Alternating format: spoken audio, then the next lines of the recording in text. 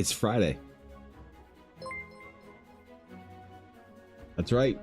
Everyone, stand back. What? Stand back. Stay behind the barricade. The man What do you mean, has dude? arrived. Yo, good morning, Mel. Thanks for the bits, dude. Appreciate it. It is Friday. It is Good Friday. That's right. I forgot today was Good Friday. And so I woke 6 a.m., went to the gym. Empty. Empty. Didn't open till 8. Drove home. God damn it. Now, normally I make up, you know, some kind of ridiculous reason why I forget the, you know, the holidays of the province. But you think I'd remember a big one, like one of the main 4 every year or whatever. But apparently I just forgot. So, you know what? Whatever, bro. I had an early morning, but I did not get after it, so... Hope you guys are good, man. Welcome back to the stream. Welcome back to the VOD. Friday means it's time for Yuna to do the sketches. Oh, well, Yuna is currently at her grandpa's. That's right. She's at my dad's. Yuna is in full puppy being spoiled relaxation mode because we actually dropped her off on Wednesday so we could go to the hockey game and stay late. And my dad loves having her. And then it was snowing and blizzarding. And we're like, we're not going back into town to pick the dog up today. And my dad's like, okay, cool. Great. We'll keep her. Stay home, idiot. I'm like, okay, fine, you know? So unfortunately, there's no Yuna today either. You just get me today. I'm the one who has to do your sketches for you. Already everyone place your bets for the first Orbathon ends. Wait. 1 for the Orbathon ends first, or 2 if the baby shows up first.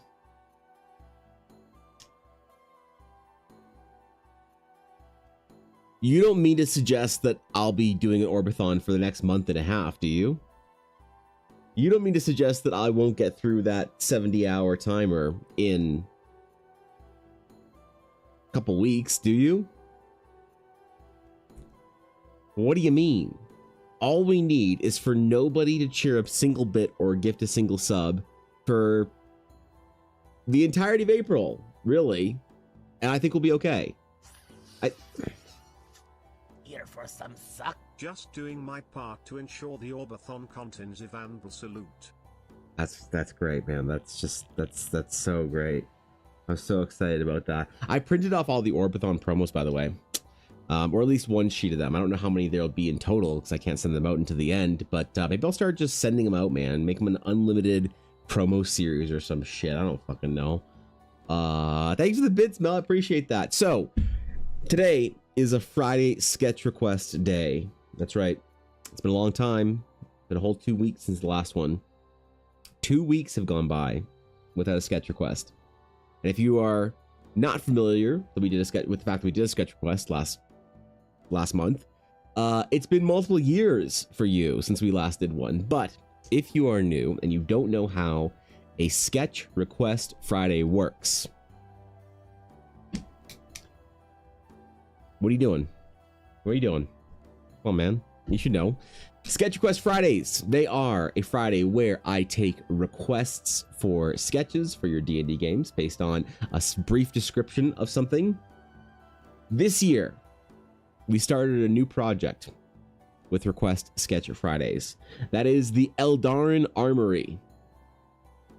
The Eldarin Armory. That's right. Finally, I buckled to the pressure. I listened to the people. Mainly just Thorkin. The Eldarin Armory. That's right. So what is going to happen with sketch requests going forward for the next foreseeable little future is if we're doing weapons and we're doing locations, whatever, that's just like the same. If we're doing characters, that's the same. But for weapons, we're building an armory. That's right. We're building an Eldarin Armory. So the sketch requests, as always, the rules are simple. Tell me what it is and tell me what it does if you win. And don't give me any visual descriptions. If you give me any visual descriptions, I will re-roll your dumbass to somebody who can pay the fuck attention. That's right. You'll be shamed. And then I'll forget about it. So it's actually no big deal. But that's the rule. Tell me what it is. Tell me what it does. Don't tell me what it looks like, because that's my job. That's what we do on Sketch Request Fridays. And if it is an item that fits into Eldara, I will finish the sketch, paint it, do whatever else I want to do to it. You will have the art for your magic weapon, magic item, whatever, for your character's backstory, for your players, whatever you're going to use it for, as we've always done the Sketch Request Fridays with that in mind. But I will also be making rules for it and adding it into the Eldarin Armory officially, so that we'll have a database. The entire guild will have a database of items to use for their D&D games, to also make use of your cool ass idea for something. Does ordering a magic coffee count as Starbucksing? Not if you know what you want. Yes. If you know what you want, it's not Starbucksing. If you don't know, then you are absolutely Starbucksing. What are you doing, you monster? That's right. No Starbucksing. Hopefully we won't have any of that today. I'm confident. We have a dedicated guild of D&D playing, Cheetos dust covered, Mountain Dew chugging nerds. Everyone here has a distinct and clear idea as to what they want. Not a single Starbucksing will happen this time. Nope. Not one. I'll bet. Well, actually nothing. I won't bet anything on it, but I'm very confident. So listen, man, let's get into it, bro. We got a lot of sketches to get through today. So where are we at? Wait, the first one of the day, the early one, the easiest one to win when nobody's here yet, because we do it so early, begins. If you have an idea for a weapon, magic item, something of that variety that you would like to see art for, please use the command !sketch in chat, and whoever wins, well, they will define the next half hour of stream. Can you believe it? All that power in one person's hands. What if it's a dumb idea? What if it's something stupid? What if they make me draw like something dumb like a hammer or an axe? Not something cool like a sword, the only weapon of the paladin. Hammers can come too. Actually, axes can come as well. Addles can get bent. That's yep. Sorry, Robbie. Addles can get bent. I actually do like drawing weird weapons once in a while. But sometimes they don't translate well into magic items, you know? If the item itself is like an oddity, is like a unique weird thing, just because it's a weird weapon design, then sometimes applying a magic effect on top of that, you know, doesn't always fit. So I don't know. We'll have some good ideas. Last week was pretty good, honestly. Really cool set of like breastplate for armor. We don't usually get a lot of armor, kind of shields, that kind of thing, which is cool. And then a sword and a scythe. That was cool. That's right. Forgot about the scythe. I was like, what was the third one, man? It was a wood druidy scythe, which I don't know how to do. I don't really know how to do, I guess, like rules for something like that in Eldara.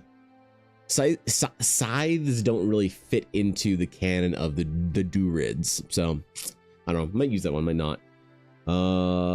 Would a mood / theme be allowed in the description? Yeah, for sure. Yeah, that's fine. That's fine. What we're trying to avoid, as always, by Lung, is people getting overly picky about details, to the point where they have a terrible idea. Honestly, like I'll just be on. I'll be honest. You want me? I am no longer gonna be completely diplomatic about it. The reason why no visual descriptions are allowed is because often somebody's idea doesn't match up with like their idea of what it is not very well communicated, and if they try and be picky in particular, I'm like, well, I don't know what that's supposed to look like, and then it's a stupid idea, and then we don't get a good design, and then it's a whole fucking thing. Or people think that they can like be picky about asking for revisions. So the only person allowed to be picky in my life when it comes to art is Ashy of Heart. So we're not only on weapons, Ashy, we're doing magic items in general. So whatever fits I mean, if it fits into the armory, then we'll put it into the Eldarin Armory, and if it doesn't fit into the armory, that's fine. Then you just have an item for your own game or whatever. I think I really want to do, because I think I want to lean towards doing if you want your item to be included in the armory, it is more likely to be included in the armory if it is a weapon, a trinket, something like that, an accessory, shields, whatever. Armor pieces specifically, if it's like, oh, I've got like a knee pad of destiny, you know, it's a plate knee pad that requires strength 25 to use, then I don't know, people don't use it as often. I find that people really want the juicy magic weapons and little trinkets and bullshit and whatever. So I don't know, man. Revisions on free art pieces, some folks. Well, you know, we had to ban people because of that.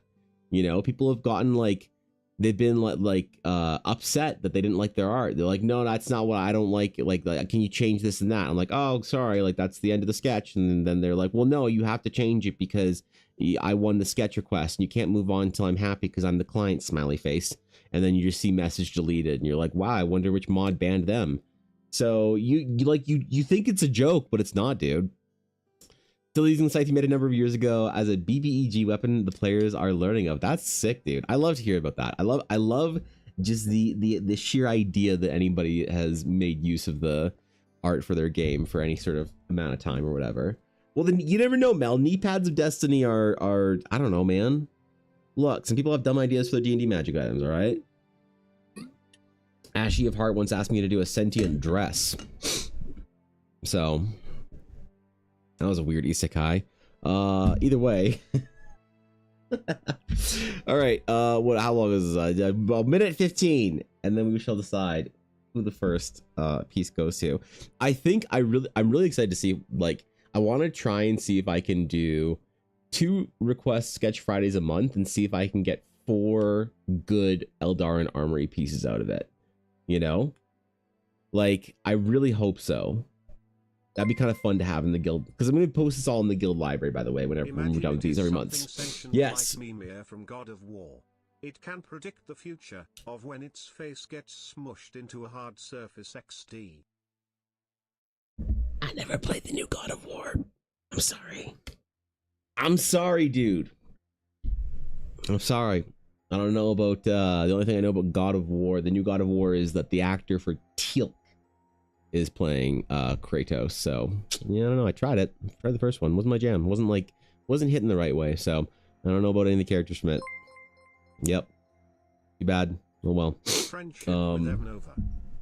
fine. That's fine. I'll take that because that's not the first time I've been told since I didn't play a video game that my opinions are incomplete. So I just gotta eat it. All right. You know, I'm Discord famous AO3 writer now. I know. Jesus Christ. What did you do on April Fool's, Ashley? Did you get banned from AO3? Did you? Okay. All right. Please draw the greatest song in the world tribute. I'm going to throw my computer out the window. Just in theory, one could pay you to up the quality of a Friday sketch, or is this something you'd try to avoid? Honest question, because I think that was never asked. I mean, I don't think it's ever come up, to be honest. I don't know. Like Friday sketches are supposed to be pretty quick. If you wanted like I don't know. That hasn't come up. I suppose you'd have to see if you like the sketch first and then decide if you want it, you know, up there or whatever. So, I don't know, dude. Yes. New badge I wasn't planning on. Evan? 300 fucking K. Jesus. Wait, which crumb is that? Holy shit, Mel. Wait, hold on. Before we do the thing, I gotta add this to the Discord real quick. Wait, I gotta add the roll. Hold on. Which crumb did you just earn? What's the 300K one? Is that the... Okay, that's 1. That's 2. Wait, is that the Opal crumb? You just earned the fucking... Did you just become the 5th person ever to earn the Opal crumb? Jesus, Mel. What the hell, dude? I gotta find the promo cards for that. Jeez, dude. Okay, hold on. I gotta add it to the thing. Wait, god damn, there's too... I was not anticipating this. Hold on. We'll do the roll so that somebody has a chance to figure out what to post what they want while I'm doing this. The winner of the first sketch of the day is... God, if it's Mel. Please don't. Please. I didn't rig it. I swear. it would look really bad if the person that just earned the 300,000 bit badge won the role, okay? Oh, thank God. Oh, it's Tythlodos. Okay, all right. All right, now I can't be accused of rigging rules. Okay, hold on, let me... What do you mean rigged? I just said it. What you just saw that it was. It's went to somebody that hasn't even been here. Okay, it's not rigged. Damn it. Okay, all right. Hold on. Let me. Let me just add the thing to the whatever. Okay. Guild chat. I gotta figure out.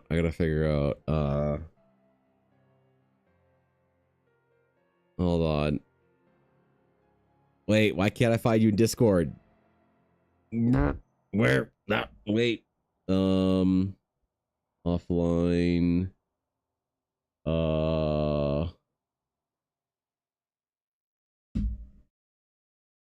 Wait, where? Why can't I find you in Discord? Okay, whatever. I'll do it later.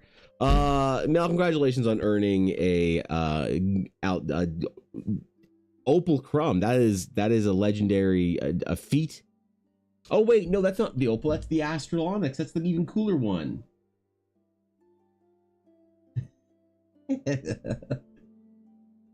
They're all cool. Oh shit. Okay. Thanks for the support, Bell. I appreciate it. Congratulations on earning your Astral Onyx Crumb.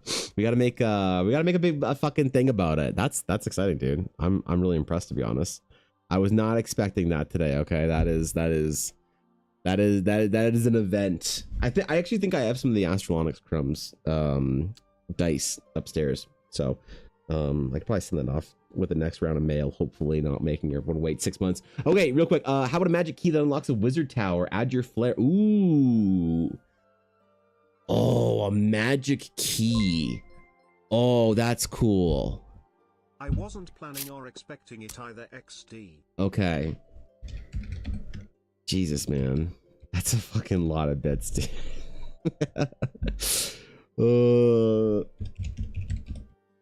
Hold on. Okay. All right. A key. That's a great idea, honestly. It has been a long time since I had got a chance to draw a over-designed, super fancy, ridiculous key. All right. I got ideas. We got things here we got to do. Okay. All right. A magic key that unlocks a wizard's tower. Because you're cool guy. God damn it, Mel. I'm gonna give you all the bits. God damn it. Mel, that's too many bits. Chill. You've single-handedly raised the Orbathon to a point where it's not going to be over before baby gets here, and Sabine's gonna feel just justified in cackling and saying she was right. So, you know, there's that. But hey, I suppose thanks for the bits regardless, even if I'm gonna get dunked on for it. It math. That is a lot of bits. That's a fuck ton of bits. So, whew. Love to hear the excitement over a usually overlooked item. No, dude, that's cool. That's the kind of stuff that I think that like, I don't know. It's kind of stuff I like to draw in D&D, like weird shit like that doesn't get a lot of like over design attention or whatever. So we're gonna make this. I got an idea for this. Okay, we're gonna do a little sketch here, and I hope you know it's gonna be eccentric. Like, it's gonna be ridiculous. Your players are gonna get it and be like, who the fuck makes a key this ridiculous? They're gonna question things about your world, about your D&D game, about your overall you know, presence of mind. Because they're gonna blame you for the design, unfortunately. It's gonna be ridiculous and over the top.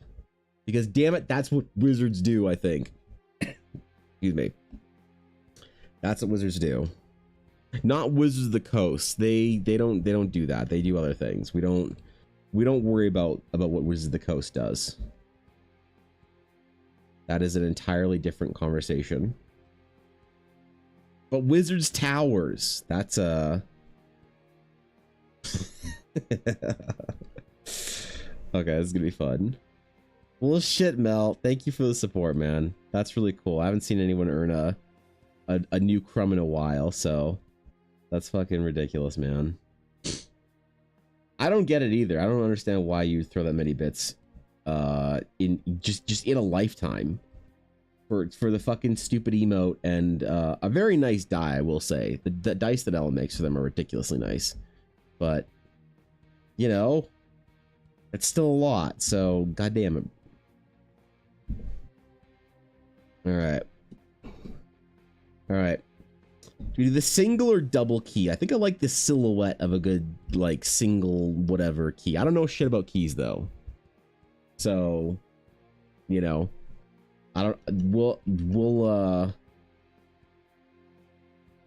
I'm not like a. What's an expert at like key design called? You know, like when you like make a map and people are like, oh, I'm doing cartography today. You're like, you're not doing cartography. You're making fan art of a fucking imagination dragon game world. I don't like to use the C word when it comes to map making. I don't like to call myself a cartographer. Because I feel like cartography is like a technical skill. So I feel like there's a word for that, for some, like a ridiculous word that people have for key designers or key makers, like some fancy French or Latin word, not a locksmith, but like a master key master. We're also gonna put gems and shit in this because wizards, man,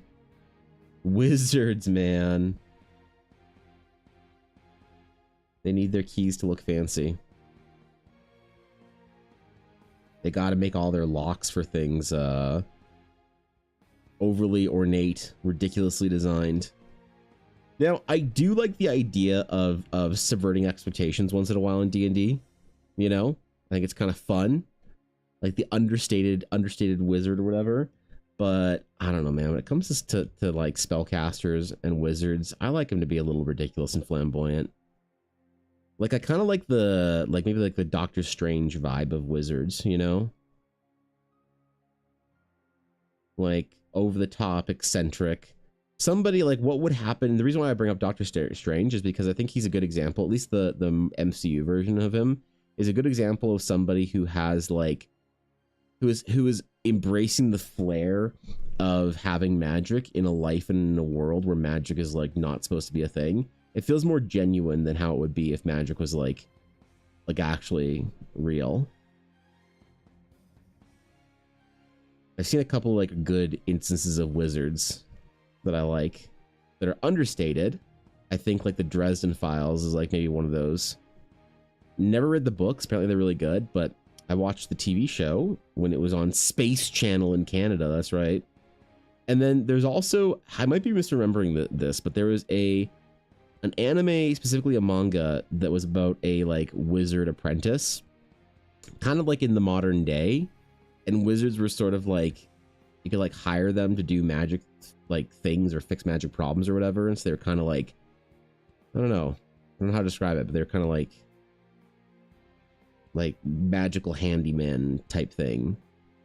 But that was another good example of sort of like what I thought like understated magic should be like. But I don't know, man. I like kind of over the top, ridiculous flamboyance.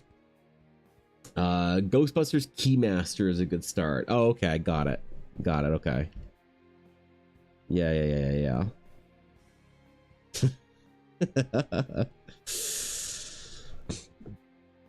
So super discount was taken. 38 USA or USD for 25k, not counting all the bits afterward. Jesus, man. I'm telling you, like the Realms of Eldara is because of the support of a very small group of people that choose to for whatever reason, man, for whatever reason, choose to support the project. And I feel like there's no possible way I can be worthy of that kind of support. But the only thing I can kind of do is endeavor to try my best to be, and to make something really cool so that they kind of understand, you know, Mel understands that there is a massive kind of like hopefully good impact on the gaming and fantasy space, that, you know, she was one of the few people to help kind of lift and support that. So I don't know, man. It's a big responsibility I gotta have to make sure that I'm doing something with all that support that makes I don't know, makes our hobby better, makes us able to enjoy playing Imagination Dragon game and going on adventures and doing cool fantasy things and whatever. Oh, the pressure to actually do something, man. Come on. Oh, God.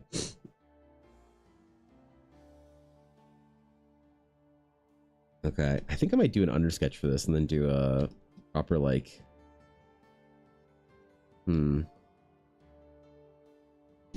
right, this is gonna be a little silly how we do this, but I'm gonna kind of do this in 2 parts and then we're gonna slap it together. I want it to be a little more kind of square and mechanical.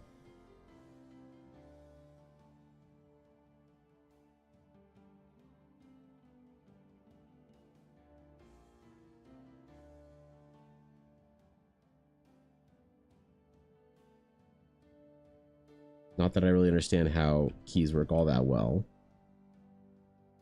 I did get really into lockpicking when I was in high school because every edgy high school kid wants to be able to break into shit. It actually helped me out quite a bit, but still don't know how to properly make a key. Still have zero idea how to properly design one. The only thing I ever actually successfully broke into was my own house when I forgot my keys. But I felt cool because I had my friends with me. As you do when you're 16 or whatever.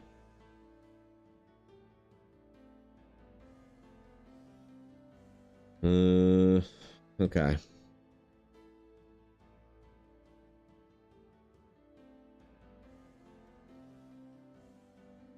Something like that. And then...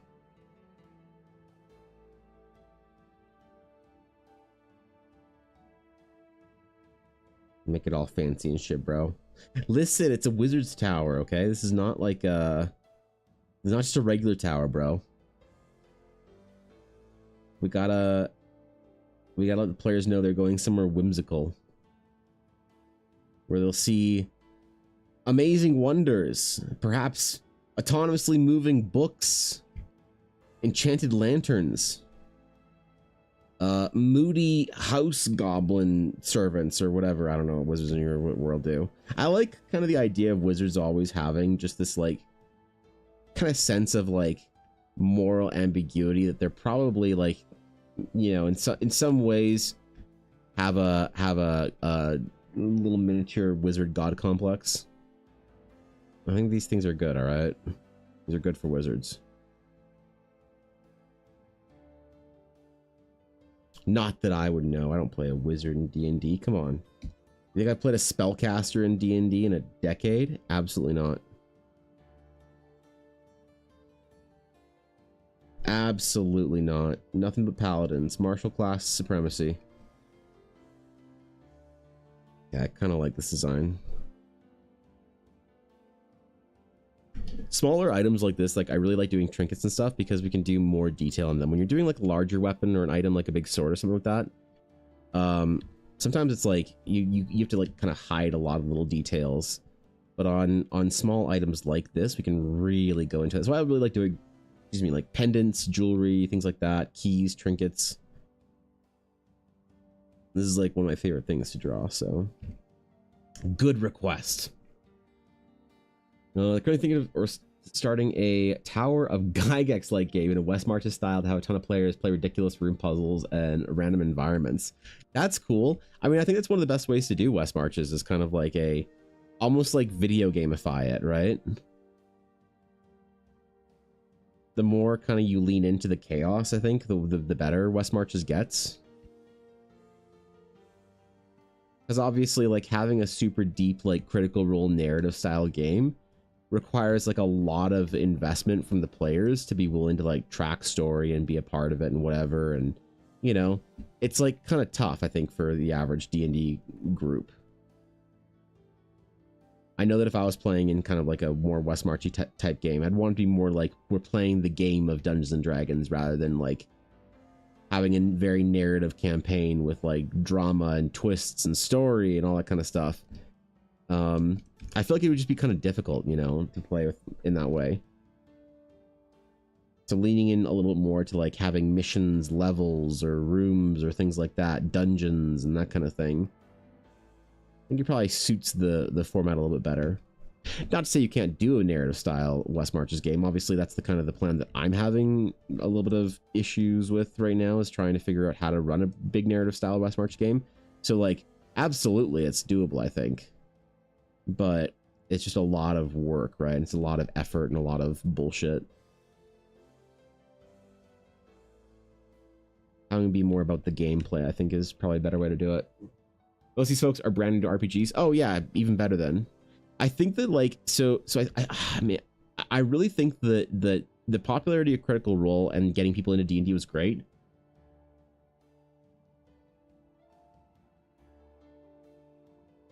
Oh man, my allergies, bro. I'm sneezing all over the place. It was good, but I don't actually think it's the best way to get people into D&D. I think D&D as a game is better to get people into than D&D as a story platform. There were a lot of people that kind of like, there was a an untapped D&D audience, I think, of kind of the fan fiction writers, that kind of like crowd, the fantasy enjoyers, the narrative kind of theater kids that didn't know about D&D, right? And so when you sort of introduce them to D&D, and you introduce D&D as this narrative game, we saw the good and bad of that, you know. The good was the people were getting into it. The bad was what they had, what they thought they were getting into wasn't exactly what D&D was, right? D&D has never been a narrative game, ever. It is a war game that people choose to apply narrative to, which is fun. But D&D is not a collective storytelling game. It's a fucking tabletop RPG war game, right? And what that means is not that you can't play it as a narrative game. I think that's the way I prefer to play it. But it means that, like, what's the expectation? So during that time period of like the 2020 kind of like lockdown, whatever, Critical Role really booming, that time period, we got a lot of people, you know, one of the best ways to make a YouTube channel or to become a content creator of some variety is to become authoritative on a subject, right? And so you had a lot of D&D play like content creators becoming very authoritative on the subject of D&D, right? Here, I've been playing D&D for X years, and here's how you play D&D, right? And somebody's getting into it, they want to know, so they go look for a video. And so the kind of videos that did well were the videos that supported the kind of D&D that people were introduced to and wanted to play. And so maybe like somewhat, you can't blame people for like, you know, trying to have their YouTube channel succeed. Maybe you can, but like whatever. I think that's like a weird kind of thing to try and moralize somebody. But like it did some harm where people are like, you know, here's the way you play D&D. Here's how to be a good DM. Good DMs will use their players' backstories and add in romance options and not kill the whatever and have a safe word and what all this shit that like doesn't have to do anything to do with D&D, but just has to do with one style of play for D&D. And so you got a lot of people into the hobby thinking it was supposed to be one thing, and then they would be like, oh, now we're gonna play D&D as a friend group. Okay, great, you guys play D&D. Well, I've now taken interest in D&D, and their friends are like, that's great, dude, like welcome to the game.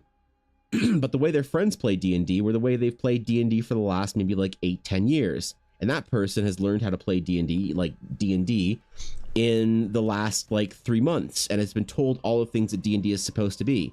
And when they find out that their friends play a more what's called I think kind of derogatory, a little bit of a diminutive sort of whatever, but beer and pretzels D&D is kind of like, you know, it's not as refined as like dramatic storytelling, high fantasy, whatever. It's like, fucking relax, dude.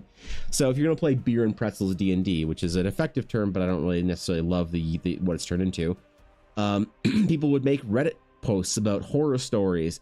I had the worst D&D experience of all time. My DM didn't even ask me how my character was feeling.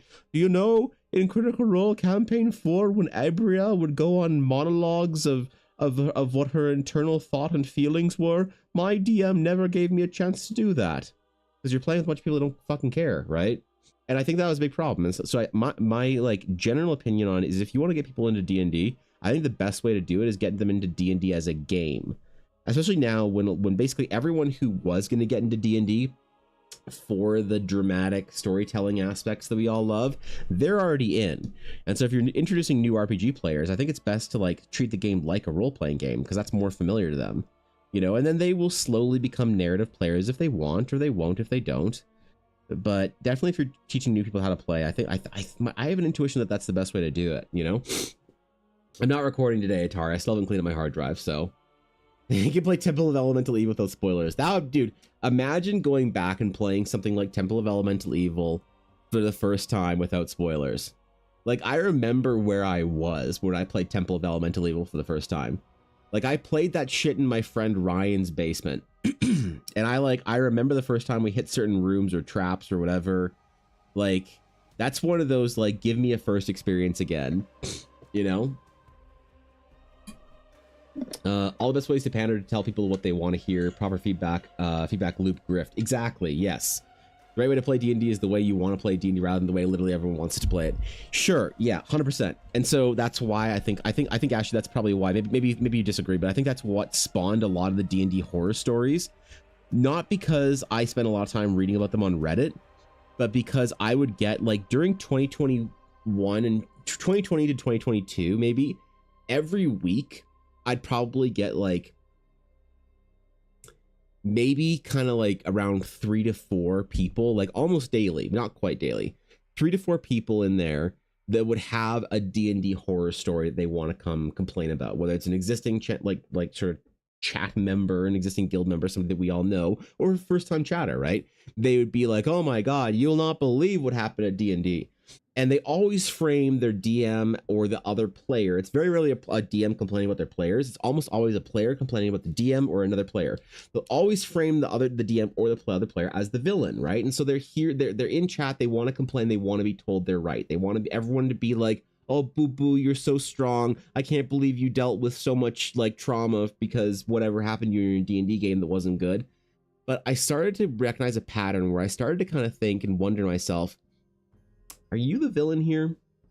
Did you take your expectations into your D&D game that this or that was going to happen and entered into the wrong fucking D&D group? And I started to see that pattern more and more. And obviously you're never going to tell somebody that because they just want to be told they're right and whatever and like complain and like blow off steam. So you're like, oh, that's crazy, man. Yeah, I'm so glad you're, you know, fucking, I don't know, you quit D&D forever or playing Baldur's Gate or writing fan fiction or some shit. Like, but I always have in the back of my mind, like, who's the villain here? And sometimes it's obvious to me that the person telling the story is the asshole, right? Sometimes it's not so obvious. But I think a lot of the problems in D&D, I think that there's very few like bad DMs and asshole players and like dick groups. And I think that most of the time it's just a misalignment of like what you want in D&D. And so that's kind of why I base my opinion of like, I think it's best to teach people how to play D&D as an RPG first, right? You give them mechanics. You basically get them into the game like people got into Baldur's Gate 3. Show them the kind of stuff they can do, the way they can use their skills, the way they can, you know, exercise their class fantasy, as opposed to giving them like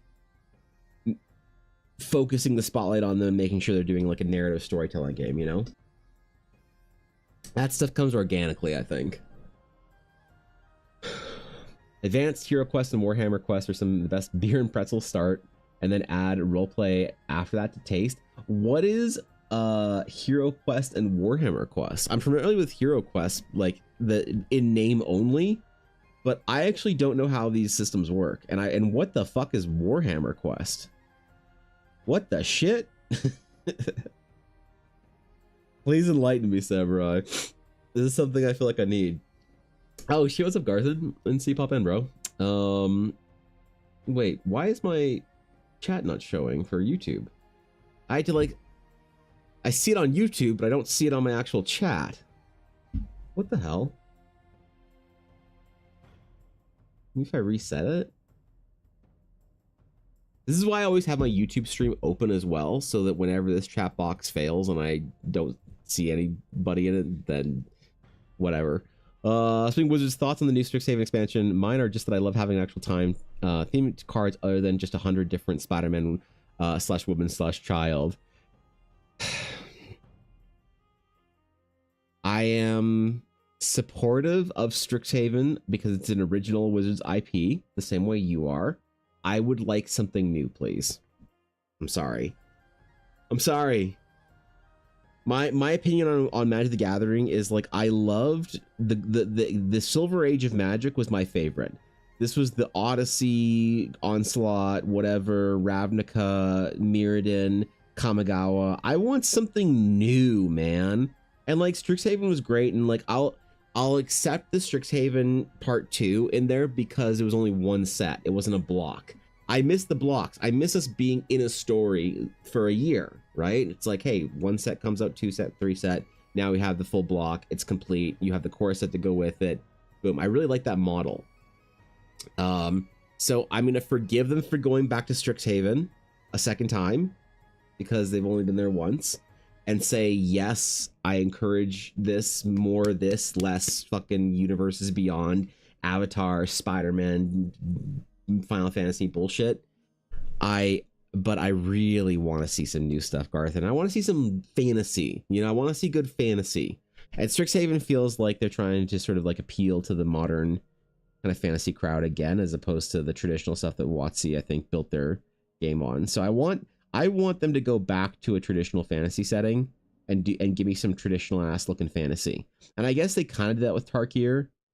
But I don't know. Again, it's not new. They've done that forever. So he's got so much with Yu-Gi-Oh players. Did you hear Konami didn't ban the card? I like, because it doesn't cause any problems. Game unplayable. Muse both agrees with the ban list and has no control over it. And then this is bad, right? Yeah. You kind of have to just like, man, that's like I'm really sorry to hear about that, or happy to hear that it worked out for you. I don't know, whichever one applies. It's tough, right? We don't usually get that much in D&D anymore, I think, because a lot of the people who kind of like were, I don't want to say fair weather, like there's nothing wrong with bandwagoning onto a game. I don't have this like, I think when we talk about gatekeeping, we use the word wrong. I think we should absolutely gatekeep the sacred parts of our hobby, you know, and not let it turn into something that it shouldn't be, right? And so if your hobby has been like this thing for 10 years, and then suddenly the company, the not the people that are creatives, but the people who want to make money decide that the thing needs to inherently change to appeal to the people with money currently, I think we should defend that and say, no, fuck this shit, you know? If we care about the hobby. And like, I don't care about almost anything enough to actually complain about it, but you know what I mean? But when it comes to, I think the idea of sort of like,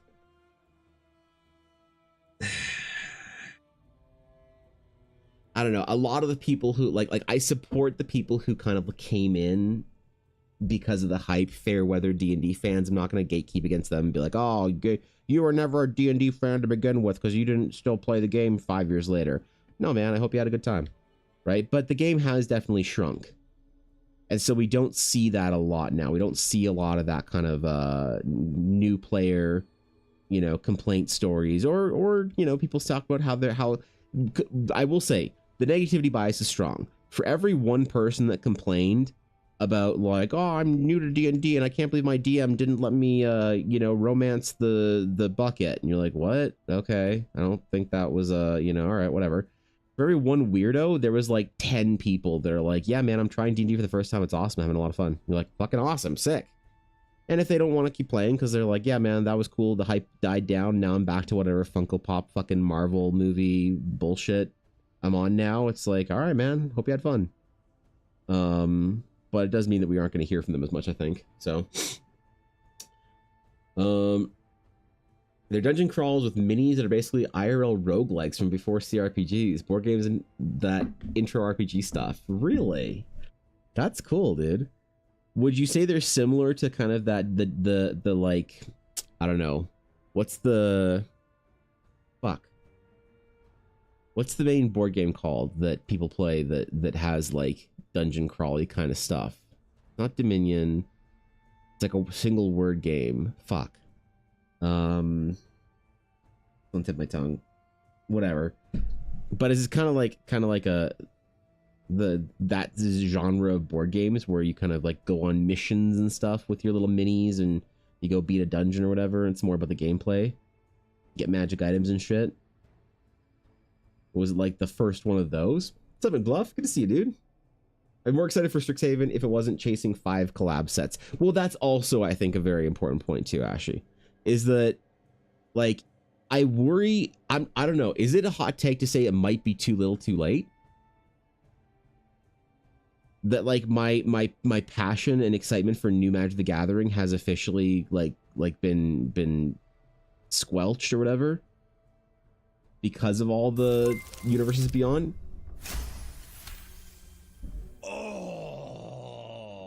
Holy shit, Aduria. God damn.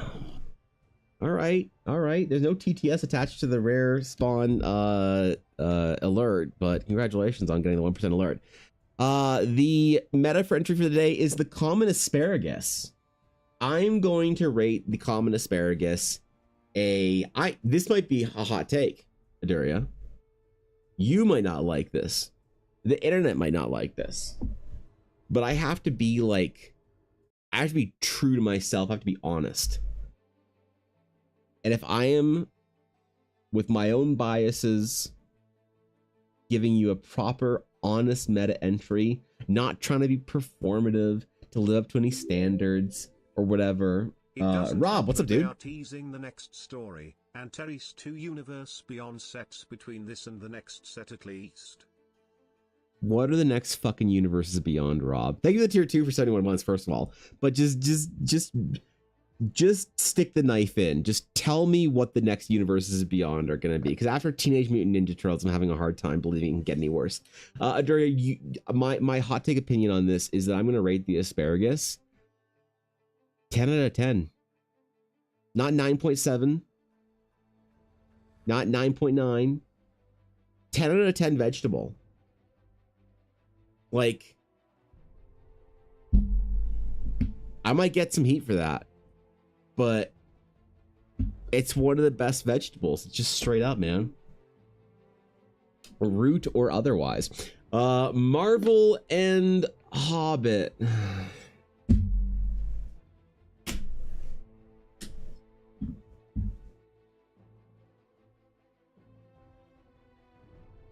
Ugh. Okay, I had an experience years ago where the D&D movie trailer dropped and we watched it on stream, and I was sitting there being like, man, this is shit. I can't believe how bad this looks. What an awful fucking use of time and resources. Warcraft movie 2.0. And I looked at chat and everyone was losing their fucking mind. The amount of pog champs in chat, people were excited about the D&D movie, and I hated it. Was not into it. From the very minute I didn't even finish it. I dipped like 2/3 of the way through. I was like, I'm going upstairs and play Warcraft or whatever. And I was like, okay, cool. Do you want to save it for the rest? I'm like, nah, it's a shit. She's like, yeah, whatever. So like, I'm willing to now sometimes be like, wow, maybe I'm the one that's different here in my own stream. So I just gotta say, is anyone excited for Marvel Magic the Gathering cards and Hobbit Magic the Gathering cards? Because I just don't give a shit. I want the Planeswalkers in fucking Magic's new thing. I want Innistrad. I want Mirrodin. I want Ravnica and Dominaria. I want a classic fantasy. I want them to do every single thing that they would do with the Lord of the Rings or Hobbit sets without it being branded as Lord of the Rings and the fucking Hobbit. Like for instance, the Hobbit, great, man. They did a great job with Lorwyn with the Kithkin, with doing like Hobbit-like things. Why do we have to have it be Frodo fucking Baggins? Why can't it just be Wizard of the Coast, man? God, I get it. It's you get more people in that love, like the amount of people who love Final Fantasy that then bought Magic the Gathering cards the first time because it had fucking Cloud, like cross-dressing or whatever on it, and they needed that for their waifu collection. Like sure, okay, money, great, money machine printing at full capacity, replacing cartridges every 5 minutes, like it's fine. But I just don't care. Like I just don't give a shit, man. Is it like the one thing here and there was like cool, but I think if it's like more than a 4-to-1 ratio of 4 original IPs to one Universes Beyond, I just can't give a shit anymore, man. I feel exhausted. I have Marvel fatigue hard as well, so the Marvel thing is equally, I don't know. Hobbit's okay, I guess. You like the Hobbit? Okay. How about Magic since Streets of New Capenna? Nothing since then has been interesting to me. Streets was cool. It wasn't my jam, but I liked that Streets existed, I guess. It was also the first set that a friend that I went to school with, Serena Melian, had art in Magic the Gathering, which is really cool. I was really excited for her. So there was that too. Yeah, scalpers are excited about it. I guess.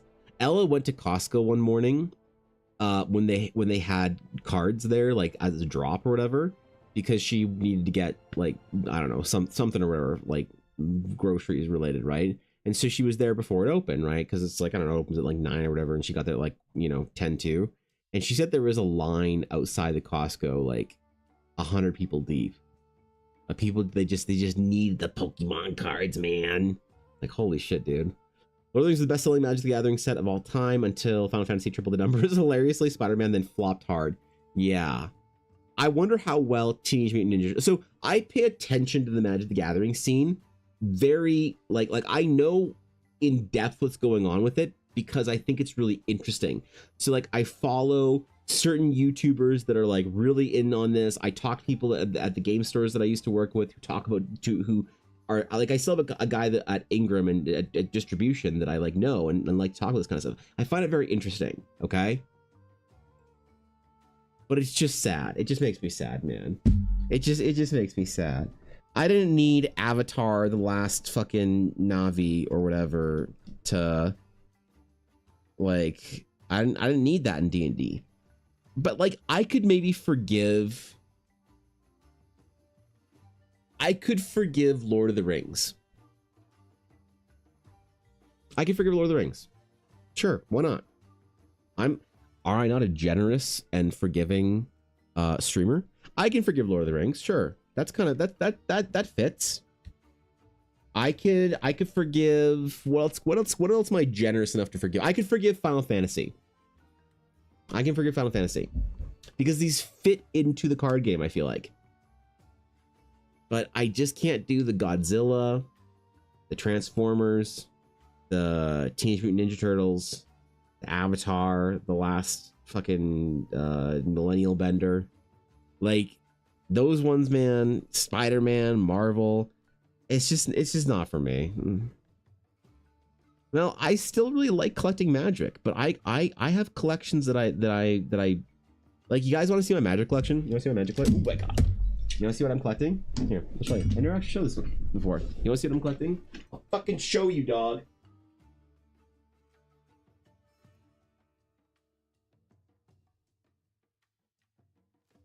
This is not my only Magic the Gathering collection. I sold most of my cards when I got out of the game, man.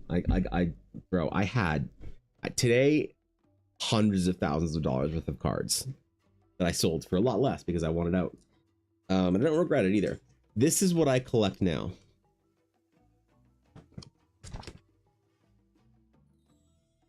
This right here is my work in progress of the full Invasion set. After that, we got Plane Shift in there. We're still in Invasion. There's Plane Shift. Look at that. Look at this. Look at these iconic old cards, man. Look at the art from back in the day, man. Traditionally painted, legends in the industry. Oh my god! All the way to Apocalypse. This is what I buy in Magic now. Is I buy cards that don't have any value that I love because they mean something to me. And I would love to collect from Urza's block. That's gonna be hard because there's a couple of reserve list cards in Urza's that I will never pay for. That I've owned like 20 cradles, 5 foils of them in my lifetime of collecting, but I sold them all obviously. So I will never pay what the cradle is worth, so I will never finish with like the Urza's block. But I would love to have a complete set of from Urza's through Masks, Invasion, Odyssey, Onslaught, and then probably Mirrodin, Kamigawa, Ravnica. I'll cut it off at Lorwyn, because that Lorwyn kind of lost me a little bit. That's what I would like. I would like to collect full complete sets, because I think that's cool. Now no one collects complete sets anymore.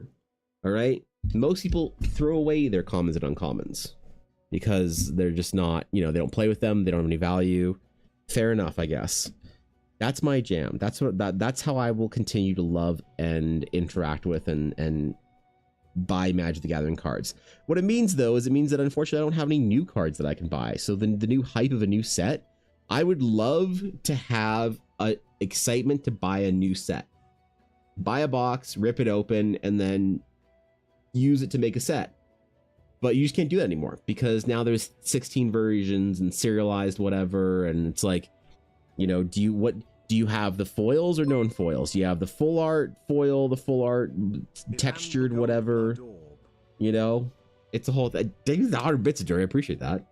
Not even a meta entry, just 100 bits. Jesus, thanks, bro. That or I'll just collect my Realms of Eldar cards. Have you guys seen Ella's binder?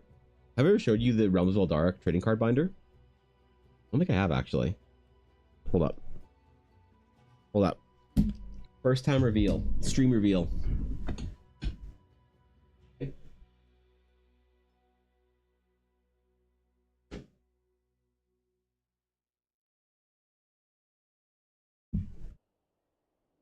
Priceless artifacts. Priceless treasures in here. Okay. Ready? All right. This is one of only a few complete alpha full sets. Every base set card, every map right there, every rare in alpha, and then all of the epics and legendary cards in print for alpha.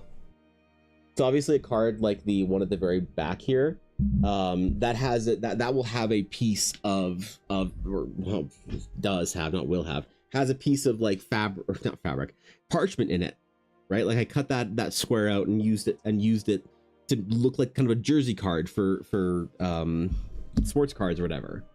But I keep a base of it just as like kind of a test print proof. So if I can't collect Wizards of the Coast cards because I can't afford them anymore, then that's fine. I'll just collect Realms of Eldar cards. I would still love, like, one of my sort of career bucket list goals is to do art for Magic the Gathering. To do a Magic the Gathering art piece, to do Flesh and Blood. Like I love trading cards, man. I fucking love trading card games. And I would kill to be able to do to have some actual art in them. It's always been a dream. It's always been a long-term goal since I, you know, was in art school or whatever, is to have a piece of art in Magic. But I don't know if there's something like maybe the D&D set would have been the last one that I would have really been able to contribute to. Especially those old sketch cards or whatever, you know. We're also getting Star Trek card. No, we're not. No, they wouldn't do Star Trek. That's too much. No, I don't believe you. You squint shoving entire unrelated ideas. Assassin's Creed to SpongeBob. I forgot Assassin's Creed was a thing. I forgot SpongeBob had a secret lair. I thought that the My Little Pony, that was the first one that I found out that there was a My Little Pony secret lair. I thought that was a joke. I legitimately thought it was a joke. I did not believe it.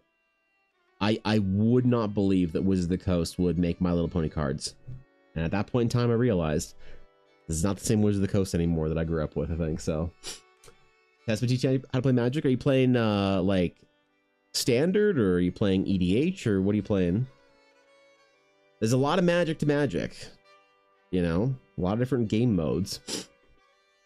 How's Ella doing, by the way? Happy and healthy? Ella, baby is healthy. Yes, baby is healthy. Ella's been having a tough time. You know, we've had a lot of we've had to go to the hospital a number of times and whatever, and it's been tough on her. You know, she's a motherfucking Chad though. Ella's having a way harder pregnancy than a lot of women do, but she's just fucking handling it, bro. She's just gritting her teeth and not bitching at all. It's pretty impressive, honestly. Inspiring for me to watch her. But yes, our baby is very healthy. He is a very, very healthy baby. He's big. He wiggles a lot. He kicks the shit out of her. Punches her in the fucking liver once a day. Real hard. You thought getting hit in the liver was bad from the outside, man? Just imagine getting punched in the liver from the inside. You ever been sparring and you got clipped on that side? And you're like, oof. Imagine that, but under your ribs. Thank you, Sarah. I appreciate it. I hate that actually will probably go to Taco Bell for her, legitimately. Thanks, dude. Seriously, man, that means a lot. Yeah, I mean, like, look, I won't ever like talk too much about it on stream or whatever, but Ella's been having a tough time and she's an absolute fucking champion. You know, Ella has never wanted with any of her migraines or any of the what like that to like make a big deal of it, because you know, it's just like it sucks when there's something going on with you and everybody's like, you know, always like asking like, oh, how you doing today? Oh, boo boo, are you all right? It's like, it's kind of annoying for her. But I think all of that she's dealt with over the last couple of years, just the chronic migraines and everything that's gone on with that, really made her extremely resilient and just like a iron will, a soul of gold, and a heart of diamonds. Like she's just incredible, man. She just takes it. Like every time there's a challenge, every time we're in the ER or whatever, or she's in incredible pain or something's happening that's like scary or whatever, she just kind of handles it, man. It's really impressive. She is becoming an amazing mother, and that is a thing that I did not think that I would be so kind of like cool to see, you know. She'd always say things like, I can't wait to see you become a dad, but I never like kind of like felt the same way, because I never really like understood what she meant by that in some ways. Why is my fucking, oh, there we go. I just didn't want to behave. But watching her just like struggling through and being okay, and you know, she'll be talking to other moms and they'll be like, oh my god, well thank goodness you're not dealing with this, and she's like, oh, I'm dealing with that on a level 5, and they're like, oh, how are you alive? And she's like, I don't know, I just fucking handle it, man. It's cool. She's constantly surprising people with how resilient and tough she is.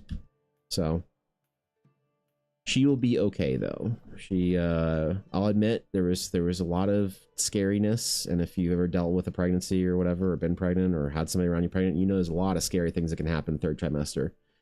And she's dealt with some of them. Of course, I'm not going to get into them, you know, for respect and whatnot, but kind of passed a lot of the dangerous stuff, and so just kind of waiting for baby to come. But she's happy, healthy, in spite of a great deal of struggles. So pretty impressive, man. Plus migraines is the worst. Well, yeah, and so like the only medication that she could take that would remove her migraines from 7 days a week to like maybe 5 days a week, and take her migraines from a 10 out of 10 to like a 7 out of 10, she can't take that while she's pregnant. So she just has chewed on the fucking pain for 8 months. You know, it's pretty impressive. She's been teaching you Commander. Oh, even playing EDH. That's cool, dude. I think Commander or EDH is the most fun format, and I think that it's kind of I think the most fun format is when Type 2 or Standard is like really a supported format, because WotC doesn't want to support tournaments in Type 2 anymore. In the same way, you know, I think the Commander is really the best of most of like what Magic is today. And like Commander was created I personally know a bunch of the guys that were on the EDH, like the guys that created EDH, and they were all like pro players and judges and stuff that just wanted something fun to do while they were, you know, at tournaments and shit.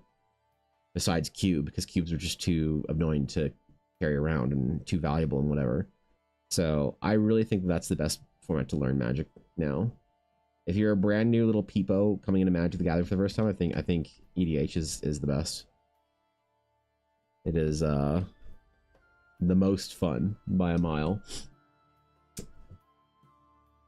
Thought My Little Pony was cute, one-off April Fool's type set that was real, but like in the same way an unset was. Sure, fair enough. And like I find the My Little Pony, and maybe it's just because of the community. Like at the time, I think My Little Pony was still culturally accepted. It wasn't just like now. If you say you're like if you said you're a brony like X years ago, it's kind of like, oh, like eye roll, whatever. If you say you're a brony today, it's like, okay, call the FBI.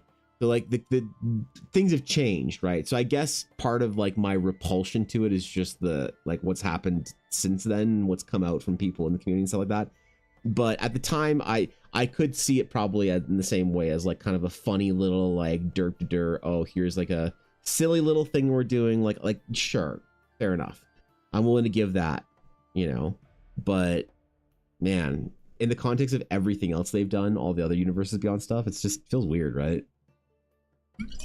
I want more original Magic the Gathering stuff. Even like the coolest secret layer they've done that is the most like Evan Blair coded would have probably have to be the Hatsune Miku ones, because like Vocaloids before VTubers, like VTubers run because Vocaloids walked, right? If we're talking about digital like fucking made up PNG idols, Vocaloids were the first. And there's a lot of people who are like, you know, too young to remember that. People who are in their like, you know, early 20s right now that have no idea what a Vocaloid is, no idea what they did for the scene. Like, who's this green-haired, pigtailed girl or whatever, you know? Not understanding fully what Miku meant to the entire like anime fandom and community. That one's kind of fun, and I suppose that if I can tolerate that, like a silly little like My Little Pony or Miku secret lair, and think like, okay, that's funny and kind of cute, then I can probably give the My Little Pony one and maybe even the SpongeBob one the same kind of like, you know. And so like the secret lair shit, like obviously I think secret lair is the worst business move Wizards of the Coast has ever made. Maybe Amazon dumps and MSRP things, but secret lair is up there. Secret lair is like the raid finder of Wizards of the Coast, I think. But I could see the universes beyond stuff there, maybe for secret lair stuff, but it's the full sets that get me, man. It's the full Teenage Mutant Ninja Turtle pizza box edition, whatever kind of stuff. That's like just not for me, man. Well, you know, one grown person that has anything MLP that I can approve as it's not cringe. Yeah. Yeah, that was a weird descent into a strange predatory kind of thing that happened with the MLP fandom.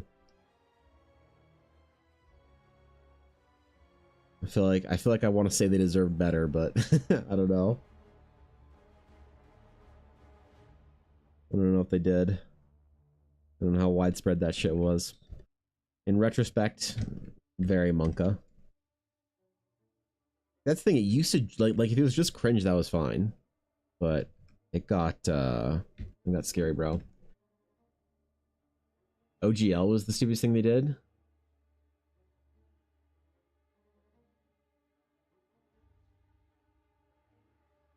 Well, I mean, we're talking about. I mean, sure. I mean, I don't know if OGL was dumber than like on. I was about to say, well, obviously we're talking about Magic the Gathering, not D&D. But if we're talking about Wizards fuck ups, I don't even think OGL, the OGL revisions or whatever, was as bad. Because like the OGL stuff pissed off the D&D crowd, but like the amount of money they were making from D&D versus Magic the Gathering from a business standpoint is just, it's not even in the same realm. Right? Like if you listen to Hasbro earnings reports and stuff when they're talking about WotC, like we can be mad about OGL because it affected us, but I still don't think that it was worse than like the removal of MSRP and the Amazon dumps destroyed faith in the entirety of collecting Magic for half of a decade, until they then had to pull a ripcord for things like serialization, super premium, whatever fuck you products. Like in some ways, I think one of the only reasons why WotC was able to kind of recover from those problems that they did for Magic the Gathering was because the Pokemon craze happened, and WotC was able to say, guys, we have trading cards too. And everyone then, was like, oh yeah, Magic's been around forever. My uncle played that game. What? They have a super rare edition SIR full art whatever version of a Magic the Gathering waifu that's anime art? Oh my god. And they kind of like are able to kind of benefit from that, But I think that I think they kind of like lucked into that. I could be underestimating the damage. Maybe I could steel man your argument there by saying that if you made potentially the destruction that the OGL would have done, but then again, they kind of reverted it and everyone didn't care. So if we're talking about potential problems, like, yeah, if they had gone through with the OGL, what would have happened to D&D? Maybe that would have utterly destroyed but I don't know if it would have even. I don't think, part of me is cynical and would kind of thinks that I think people would have just played D&D anyway.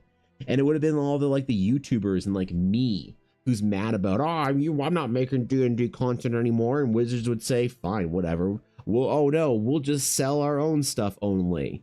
You know what I mean? Like, I don't know. It's a good point, and I think it's up there. My gut says that the damage that they did to Magic the Gathering by killing MSRP and doing like Amazon dumps, I think that damage was worse. And the only reason why they like kind of didn't have to really pay for it is because because of Pokemon and Logan Paul and shit. And that entire era of like collecting that's turned into the now like ultra giga scalping kind of Costco Karens and shit and that whole thing. Because like I have not bought Pokemon cards in a long time, man. They're just so unbelievably expensive. It is absurd now. And I used to love it, man. Ella and I have a lot of Pokemon cards from the Heart Gold Soul Silver era, because Ella and I used to when we were young and dating, before we were like, adults. When Heart Gold Soul Silver came out, I think it was like probably, I don't know what year it came out, but I think we were in like, I was definitely still living at my mom's, so it was pre 2010. But we would go to Walmart like late at night because Walmart was open till like 11:30 or whatever. We'd go to Walmart. We would be such degenerates, man. We would go out on the weekends. We would just like, Ella would get over early and we would just play World of Warcraft and shit all day. And we would just like watch movies and stuff. And in the background, we were playing World of Warcraft. And then at like 10 p.m., we would like go out for late night Walmart to go buy some Pokemon cards. And then we would stop it and get late night McDonald's on the way home. And we would just be sitting in the car at like midnight or whatever, just opening Pokemon cards and eating McDonald's and shit. Without a fucking care in the world, because we were like 19-year-olds or whatever. That was good shit. But yeah, man, I just can't really buy Pokemon anymore because it's so unbelievably expensive. But I do think the Wizards benefited massively from that. That's where my opinion comes from. I could be wrong about it. Maybe I'm underestimating the value of the potential value of the D&D IP had they not done things like that. Because, again, to sort of steel man the argument against what I'm saying, D&D has fallen massively in popularity. And is that because of just people doing stuff or doing whatever? Or is that because of, in some ways, or am I not giving enough credit to the OGL drama in removing people from the community? I don't know. Oh my god, Photoshop, please.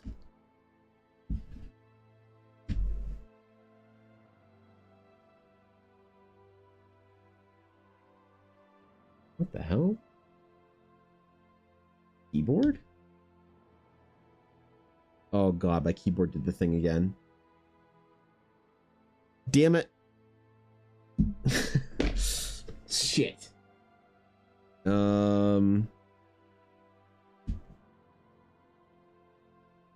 What the hell did I do, man?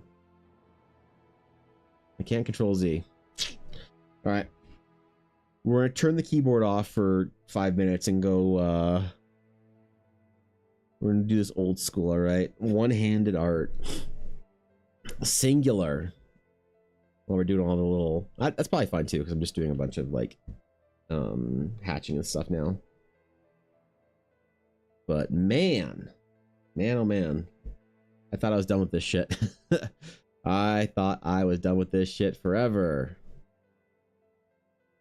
Oh well. 'Cause I haven't got a new keyboard, man.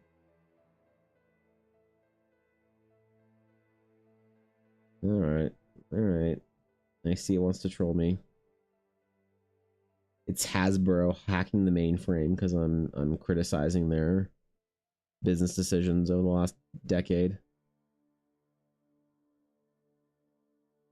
They're in, man. They're in my mainframe.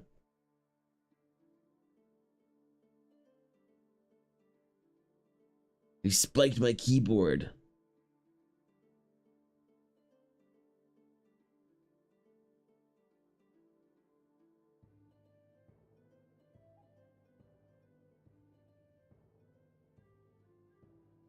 I actually really liked the World of Warcraft trading card game when it was out. That was one of my favorites. Just the way it played. Like, obviously I liked the Warcraft stuff, but when I found out how the game played, I was like really excited about it. There's like card games I've wanted to get into, you know, but I don't know, man. You know, like a couple years ago when all my VTuber friends were like playing Yu-Gi-Oh! It actually reminded me of it today. I really wanted to like learn how to play and stuff. But then you look at the community and you're like, ah, I'm good. I don't need that. Like, that's the problem with every card game right now. It's not like a good competitive scene in some ways. Maybe I'm not as informed as I need to be, and there is, but it sure seems like that to me. So Hardini's Fall, I think, was the OGL stuff, but I think that was only the spark that started the fire there. I think the majority of it was people started discovering other tabletops that suited them better because of D&D being gutters for a while. Maybe no. So here's the thing, like Cinnabar, I think that's a valid. Like, I'm not gonna say you're wrong. That's not the conclusion I've arrived to based on what I've seen. Okay, I'll tell you why I disagree with that. I don't think you're wrong. I think that's a perfectly plausible thing that happened, and I'm definitely thinking that maybe I'm not giving enough credit. But what I saw happen was no one started playing other games. Like rhetorically, like air quotes, nobody. People still just play D&D. The success of Daggerheart does not, like the amount of people playing Daggerheart does not, like, if you take Daggerheart and Drawsteel and Pathfinder and all these other big games, and you see how much people started playing those games, that to me, the math doesn't add up. When I see the addition of players over there, I don't see that being anywhere near the subtraction of players from D&D. I think that what really happened with D&D, the big problem that happened with D&D is I think people just went back to work. I think life just resumed, you know? And so it's like, you can commit a night a week to your D&D group when you're sitting at home, you're working from home, nobody knows what they're doing, there's a pandemic, lockdowns, whatever. And as life returned to normal, as you had a vacation to go on because you could fly again, as your job was now back in the office 3 days a week, you're more tired, you could go to restaurants more now. The whole idea of playing with a small group at home or playing online, I feel like that was the main decline. And so that's why I don't give the OGL problem as much credit. I think everyone was very loud about it because the people who OGL issues affected were the people with the large followings, right? Like you hear, like, I'm just picking a name out of my ass here, but like you hear Ginny D make an issue of it because Ginny D makes D&D shit. And so when she makes a video that gets 1 million views, or anybody or when I whine about it on stream to my fucking 3 followers, it's like the people who have the loudest voices are the ones complaining. But I think that there's I think the majority of D&D players are not that's the enthusiasts, like the hardcore like players. I think the majority of D&D players are kind of like, they just buy a book and don't give a shit, you know? And they and so it's like, why did they stop interacting with the hobby? I don't know, to be honest. Like I did see, I am very critical of what a lot of other D&D kind of like adjacent TTRPGs did during the OGL drama, because I think they dropped the ball. I think the communities dropped the ball. So the reason I say that is because when D&D was failing, the communities tried to invite people in with negativity, not positivity. So when you had all these other communities, let's just take Pathfinder for an example here, and I don't think Pathfinder is maybe even the worst one here, but the common sentiment was Pathfinder players dressed like Reddit mods, or even worse, Discord mods, being like, yeah, I'm glad that you finally realized that D&D is a stupid game by an evil company. Glad to hear you're not an idiot anymore. Yeah, if you want to finally play a game that's not for losers, maybe you should come play Pathfinder. I guess we'll let you. Like, that was more the sentiment. Obviously, it's an exaggeration. But, like, Path of Exile suffers from the same thing. When PoE came out, their community was negative. It was, Diablo sucks, Blizzard's the worst thing ever. If you want a real game that's not Diablo 3's pussy-ass shit, come play Path of Exile. And what that meant is that there was too much negativity built into it, and people were kind of like, ugh, you know? An example of it happening positively, I think, is when Blizzard had their big, you know, scandals and stuff, and Warcraft wasn't doing well. And what happened with Final Fantasy 14 is nobody shit on Blizzard from the community, like nobody. But you know what I mean? Everyone was like, guys, if you're not playing an MMO right now and you want to come try one, you should come play Final Fantasy. It's really cool. You'll have a lot of fun. We'd love to have you. And that positivity brought people over. And so I think a lot of the TTRPG nerds met D&D players that were kind of a little bit uncertain or kind of had their hearts broken a little bit by Wizards with negativity. And I think that I watched this happen everywhere, and I was like, what the fuck are you guys doing? Because it was more about them getting it off their chest. Like, oh my God, I can finally whine about D&D now. I've been waiting all this time to get it off my chest, so I'm just going to make it your problem. And that's what I saw happen. And so I don't honestly think that, like, in my gut, I don't think players went to other TTRPGs. I think it was an opportunity, an opening. That's why, like, Mercer started to make, or Coville started making Drawsteel, and Critical Role and Darrenting started making Daggerheart. I really want these games to succeed because I want players to I want TTRPG players, not just D&D players, right? But it's just not what I saw, and that's from my perspective, from my small corner of the internet. Now, I think I have a pretty good insight into it because I see a lot of D&D players, and I have a lot of friends that are creators, and I see a lot of communities. I got my hand on the pulse more than a lot of people, but I'm also in a very narrow little niche here. And I always wonder what the majority opinion is, right? Like, I think back to, again, the World of Warcraft example. When you would see people whining on the forums about World of Warcraft changes, oh my God, the game is dead. No one can raid because Paladins this and fucking Druids that and balance is whatever and the raid's trash and Blizzard designers are awful. You see that, like, overwhelming negativity next to the amount of people that are playing the game, like the amount of parses that were uploaded. And it's like, people seem to disagree. Like, the enthusiasts, the hardcore elites had all this one opinion, but the average player didn't seem to give a shit.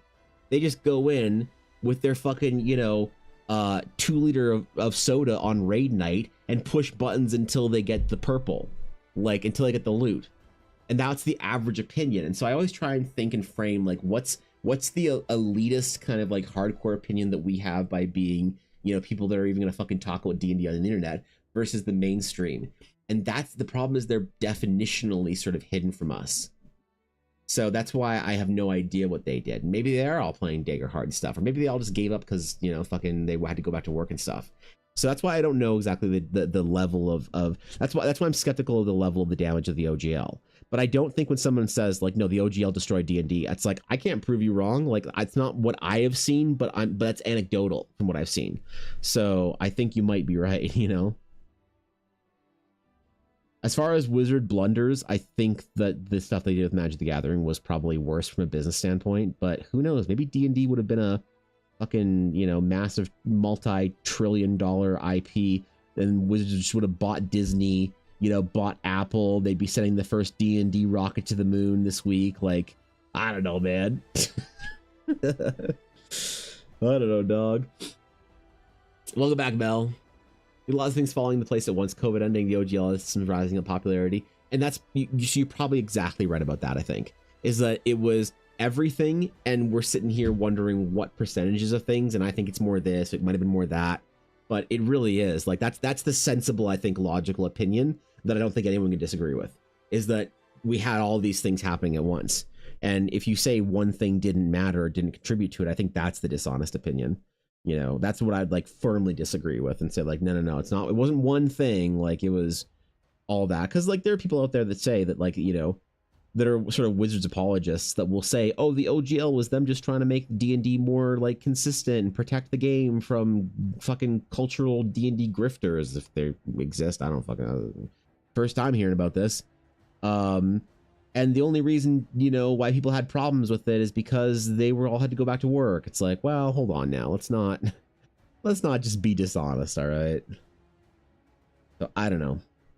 Regardless, it is at the point where I think D&D is not in the state of popularity that it was, and I think that's something that that you know can be remedied. I'm optimistic, you know, but I also have been thinking more about my setting. It doesn't change my plans, but it might speed up my 10-year plan to create an Eldara TTRPG after there's an Eldara setting. Might be more like a 5-year plan now instead. It doesn't change anything. It might just like kind of speed things up or whatever. So, oh shit, I wasn't using my keyboard. Okay, keyboard works again. Excellent. All I had to do was put in timeout for 5 minutes. God, that's so annoying, man. That's so fucking annoying, dude. I agree to hate the WoW community. Used to be able to have fun, but then turn into you need this overinflated eye level to run a +2. Sure, but I also think that that's just like, I mean, that is that is a combination of what I said and also a very valid point that goes against what I said. I think that the WoW community being like inflated elitist like weirdos absolutely is a problem, but also that there are a lot of people like you can still get it. You can still play. Like you can find a guild and be a trash player and go do a run. I think most of that has to do with Mythic Plus. I think that, and that's what you and I played the most, like in the end of our sort of WoW career, was the Mythic Plus scene. So we got to see that stuff happening at its worst. And I think the Mythic Plus community is still that way. It is still, if you aren't playing the meta build, the meta class, the meta comp with the right talents, with the right whatever, and your item level is 55 item level over what anyone would possibly fucking need to meet any kind of like, you know, like, yeah, it is that bad. It is that bad, absolutely, you know, which is ridiculous. But I think that the thing is that I think the raid community is still pretty chill. I think if you find a raid guild, I think people are there mostly for the vibes. So I don't want to say the WoW community is like irredeemable. I think the WoW community that we were in is, yeah, I wouldn't fucking touch that shit. Like you could not pay me to go back and start grinding Mythic Plus again. Like I would with a friend group, but you couldn't pay me to play Mythic Plus and grind that shit like with the like as a community player or whatever. You know what I mean, right? Like an LFG player. But I do think that the raiders seem to be pretty chill. I think there's a renaissance in modern raiding where a lot of people are now like, you know, refusing to play with add-ons, there to have a good time, refusing to push Mythic if it's not fun. Like it seems like there's more and more people that are just playing like dad Warcraft now, which is kind of cool, which makes me optimistic for it. But I absolutely agree. Like from my experience too, that part of the M plus community was, oh my god, dude. See the very worst, the top that people kick people to throw me in groups. Oh yeah, man, they are. That's the thing. Like anybody who takes the video game that seriously, like I have a problem being around. You know, I remember taking video game that seriously when I was like, you know, 20. But now, I don't know. It's why, like for Diablo 2, I've mentioned a couple times that I've been playing a lot of Diablo 2 recently. I started a single player Grail. I just don't want to play online with people anymore. Because like the weird leechy elitists, like fucking, like I don't know, it's just so snaky playing Diablo 2 on Battle.net unless you have a group of friends. And that's just the way a lot of these games are, you know? If the game basically dies, like Diablo or Warcraft or any of these games have, in the main cultural popularity, and the only thing that's left is the hardcore players, then I think you get this really weird like community where you're like, ew, like chill out, bro. What the fuck, man? Relax. Fucking play the game and have fun. You'll be all right. You'll be okay. You'll have fun playing video game.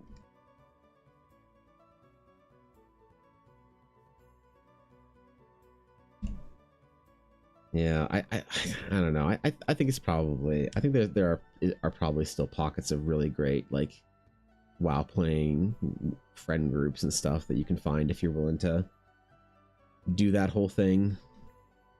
which I am absolutely not. Unfortunately, I'm definitely not at a point where I have the time to put into finding like a guild and stuff and recruiting members or anything like that.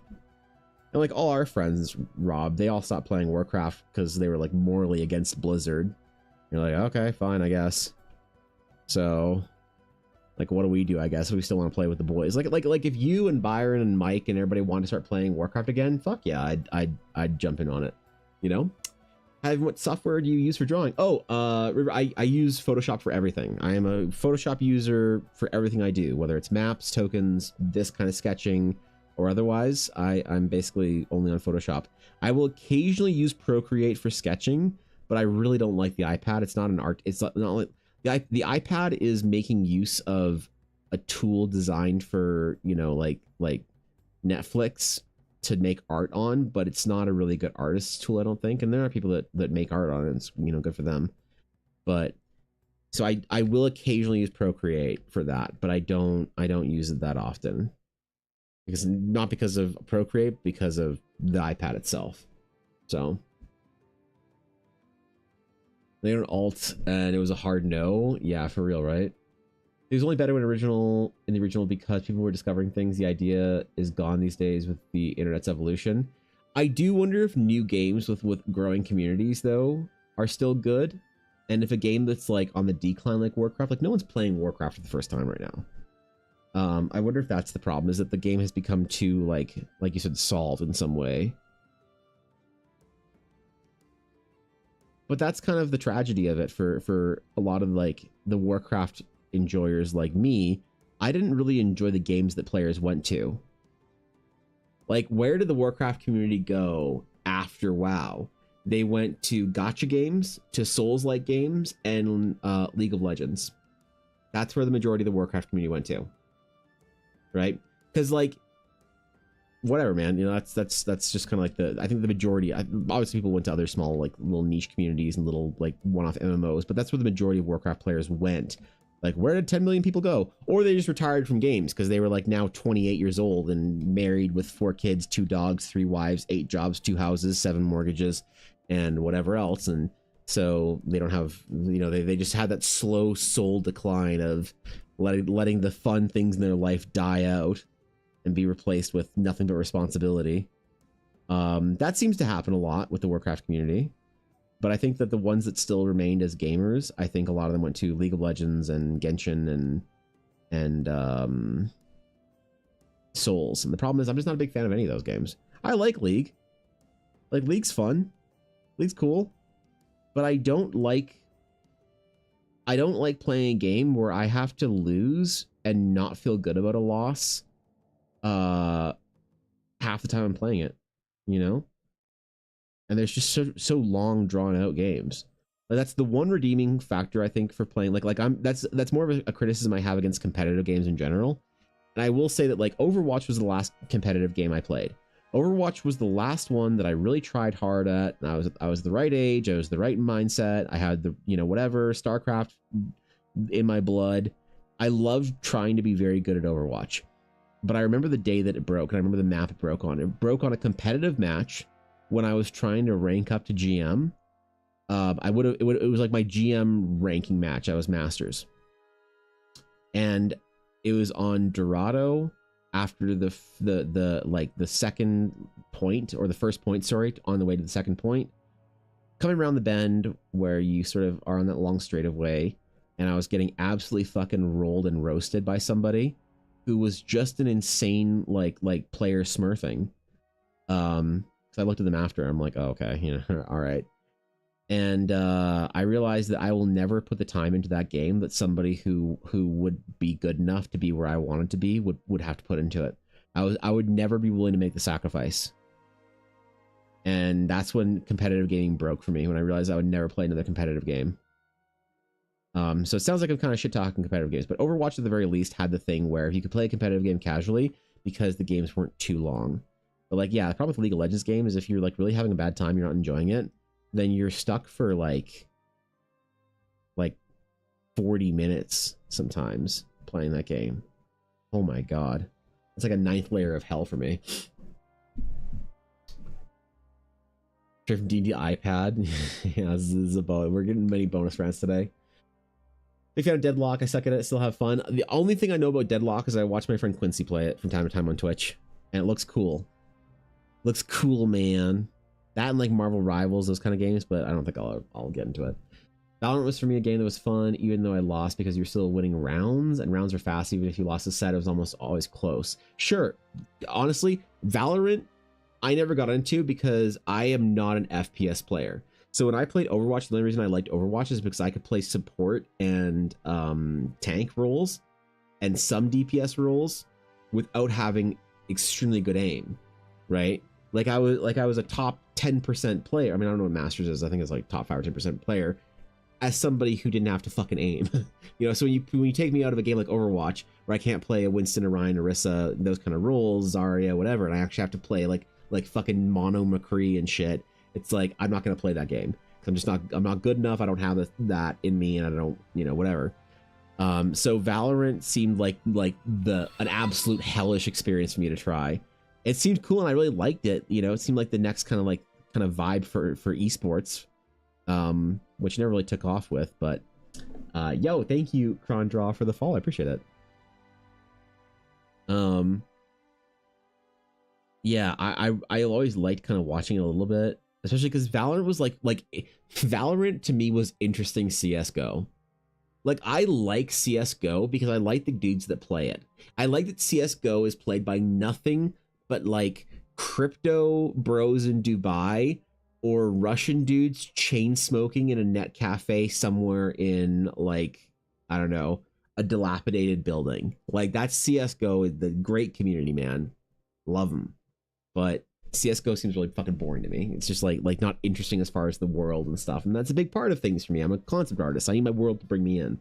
And so Valorant seemed kind of cool because it was like that cool kind of gameplay in esports, but with a game that was actually sort of visually and narratively interesting to me.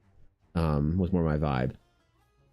But I wouldn't have ever been able to play it. I've never tried it to be fair, but I wouldn't have been able to play it. My ability to play FPS is way too low. I just wouldn't have had fun being that terrible at the game. They've been struggling to get in digital art, can't get brushes such workflow like. So I think honestly, Rivia, if you're trying to get in digital art, I'd ask yourself why. Like, is this a professional decision or is this a hobby thing you're trying to do?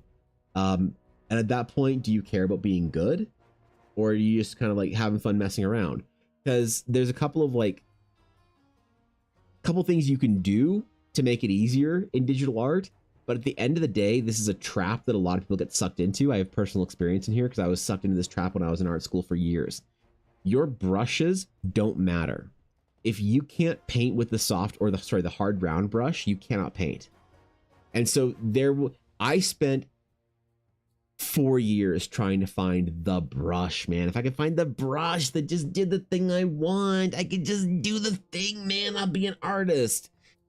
And it took me a long time to realize that the brush didn't fucking matter, that I was the problem. And if I spent all the time that I was looking for brushes and the thing, if I just learned how to fucking paint with the hard round brush, you know. So, but then that's also like are you willing to put that kind of effort in? If you're just a hobbyist, like who fucking cares? Like don't advice for getting good at art. Like I always have to make sure that if I'm trying to help somebody figure a problem or give advice or whatever, is a person that wants to like be a professional and this is their career, and yeah, okay, I'm going to tell you what's required, or are you having fun? In which case, I don't think that you should ever do anything with your art that is so unfun that you don't want to make art anymore. So it's like, hey, I can't draw faces. Okay, well, here, I can give you 10 hours of exercises to like improve your ability to draw the human face. Oh, I don't want to do that. Well, do you want to be professional? Yeah, I do. Then fucking do it, because there's somebody putting 100 hours in. If you won't even put 10 hours into that shit, then, you know, put the fries in the bag, okay? Like, you're not going to make it, and don't even try. But if this is somebody that's like, yeah, I just have fun doing it, I want to do it, it's like, okay, well, can you do a couple of hours of this study? Yeah, I can tolerate a couple, but I can't, you know, I can't tolerate 10 hours of it. It's like, fair enough, man. Don't do something that you don't want to do, right? If it's supposed to be fun. So I'd say that, like, if you're trying to get into it, I don't know, if it's like a really important thing, it's like a career move for you. If you're having trouble with digital art, always go back to traditional, which is not the advice that I wanted to hear, but was a very important piece of advice that I did hear from our art director. I'm also affordable SVS, but I had some friends who love the game, make more, and I make more medium body even if I can't click heads, but getting one winner every 5-10 minutes helps offset the 45 minutes to just find out we lose a single misplay. Yeah, that's true. That's what that is. The like that's why I can't play Dota.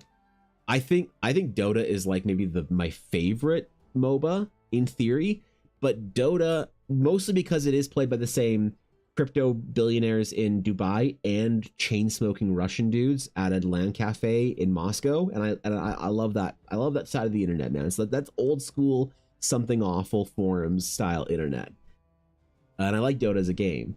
But the problem is Dota matches can be 2 hours. Not playing Dota for 2 hours. I'm sorry. I'm sorry. I just can't do it. I can't do it, dude. You can't make me. Well, you can make me, but I won't do it. You can make me. Finally, someone asked for a key, Sabine. You're right. Hobby, but I really appreciate the feedback. But fair enough. Traditional is a good base. Well, it's just the kind of thing that like keep your expectations proper.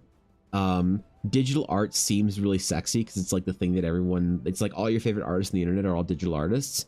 But the thing is that they have a certain like base that if you try and rush to do the thing like the cool person does that you want to be like, it's going to be frustrating. You're going to be like, I can't find a workflow base like the brushes, nothing's working the way I want it to work. Like it's frustrating, right? To try and do and not be able to figure out, not be able to crack the code for it. And the problem is that the harder you try and crack the code for digital art, the worse you're going to get, the more regressed you'll get. You know, and I have some pretty scary takes, like pretty damning doom and gloom takes about digital art for like making you a worse artist. But again, it's like the kind of thing, if you're having if it's about a hobby and expression and creative endeavor, then it's very hard to help somebody chart a path for improvement, because it's in some ways the path for improvement is antithetical to the path for art as a hobby. This is why miniature painting is so great, because miniature painting has two distinct different pathways, a hobby and as art. Now, the problem is a lot of the hobbyists think they're artists, and fair enough, you know, it's kind of funny, but whatever. We're not gonna shit anybody, okay? It's fine. But the thing is, you can still enjoy miniature painting because it's like paint by numbers. It's like, you know, oh, you buy the paint. You don't have to learn how to mix colors. You buy the paint that the thing tells you, and you put the paint on the thing. It's basically like adult coloring books, but three-dimensional, and it's fun, and you can get something that's really satisfying and good, and you get the results that look 60% of the way to the person that's an actual artist that puts the time in. But in some ways, being a hobbyist and being a professional is like, it's almost like you cannot do them simultaneously. And so there's like no advice for a hobbyist that would take them down. Like the professional advice doesn't apply to the hobbyist. And it can be really bad, because then you make somebody hate art when you tell them like, oh, well, if you want to learn how to do digital art, then you need to spend 30 hours a day doing, like, come on, man. Like, nobody wants to fucking do that unless it's their livelihood on the line for that. But for digital art, like you can, what I mean by the miniature thing is you can look at your mini and it's kind of shitty, but you like it. And you look at the person that's like a professional painter who's like has an art background and is an actual real painter. And then you're like, wow, this kind of looks cool though. I'm having fun. But the problem is when you're a digital artist and you're a painter, illustrator, whatever, you look at your fucking anime fan art and then you look at the original anime hot booba characters and you're like, mine's shit. And you can't feel good about it and so you're like, I want to improve so I don't feel this way. But then you see what requires improvement and you're like, that's not fucking worth it. And it's like, how do you enjoy it as a hobby? Like, I actually have no idea. I actually have no fucking idea how to do it. And I really should, because like I have to tell like a lot of people every month something hopefully useful about how to improve their art or whatever. And it's like, man, I feel like I'm really bad at it, you know? But hey, going back to your traditional fundamentals is always good. That's always the vibe. All right, we have our key to our Wizard's Tower. I think I'm going to paint this one out. That's why I spent so much time on it today. Because nobody ever asks for fucking keys. Now, I don't know what kind of magic effect we're going to do for this. It's going to be sick, though, whenever I do figure it out. But this key is absolutely going into the Eldarin Armory. So, all right. know Tythanos had to leave, but there's request number 1 for the day. Done. Warm up completed. Boom. All right. Entry number 2. Exclamation sketch if you have an idea. And we'll see. It'd be kind of nice if like we got through. I don't know. I always wonder if there'll be a day when like 5 people have an idea and we can get through all of them. That'd be like the dream to be able to actually like. Not that I don't mind like people being excited about it, but I always feel bad when somebody like has been here for 3 or 4 weeks or whatever and doesn't get their idea. And so, anyway, armory open, requests open. I'm gonna go get a refill of my water. So, good luck. 5 minutes on the clock. We'll get it.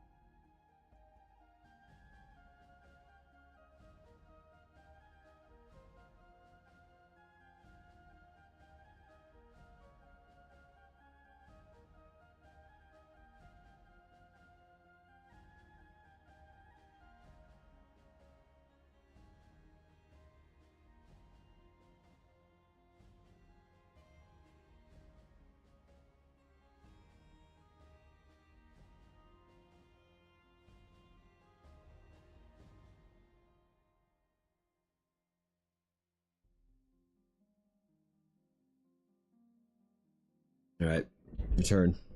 2 minutes on the clock. Oh my god. I'm never late. They said one time I was late and they were wrong. What have they told you? They don't know what they're talking about. Never been late to a sketch request roll. Mm-hmm. Dude, I feel like the armory is gonna have some good entries. I'm definitely gonna use the sword from last weekend. Definitely the key from this week. Missed a big D&D rant. People leaving the hobby. Well, we're just trying to figure out sort of what was happening to the hobby and sort of the I mean, this whole fucking thing. Yeah. You're ready. You're ready to rig the roll. I would never rig the roll for you, Ashley. Come on. Like, listen. I would never ever do anything like that. So, I'm just gonna real quick. We're just gonna run an ad while I'm gone. I'm just gonna just watch the roll count down. And add and muted. Okay, they can't see. They can't hear. Okay, good. We're gonna now adjust the data values to insert a variable code reference diagram, and now we're going to set the variable factor to exponential. There we go. User Ashy of Heart. We're gonna hack into the Streamlabs backdoor database structure using Unicode matrix thread pool algorithm 1005. And now we've entered our variability code. My ad should be ending in another...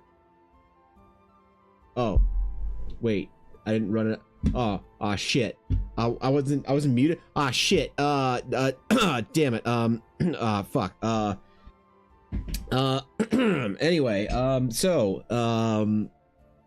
now we'll see Ashy of Heart. I mean, see who wins the giveaway. All right, guys. All right, we're gonna pick the winner now. The winner of today's sketch 2 for the day is, of course,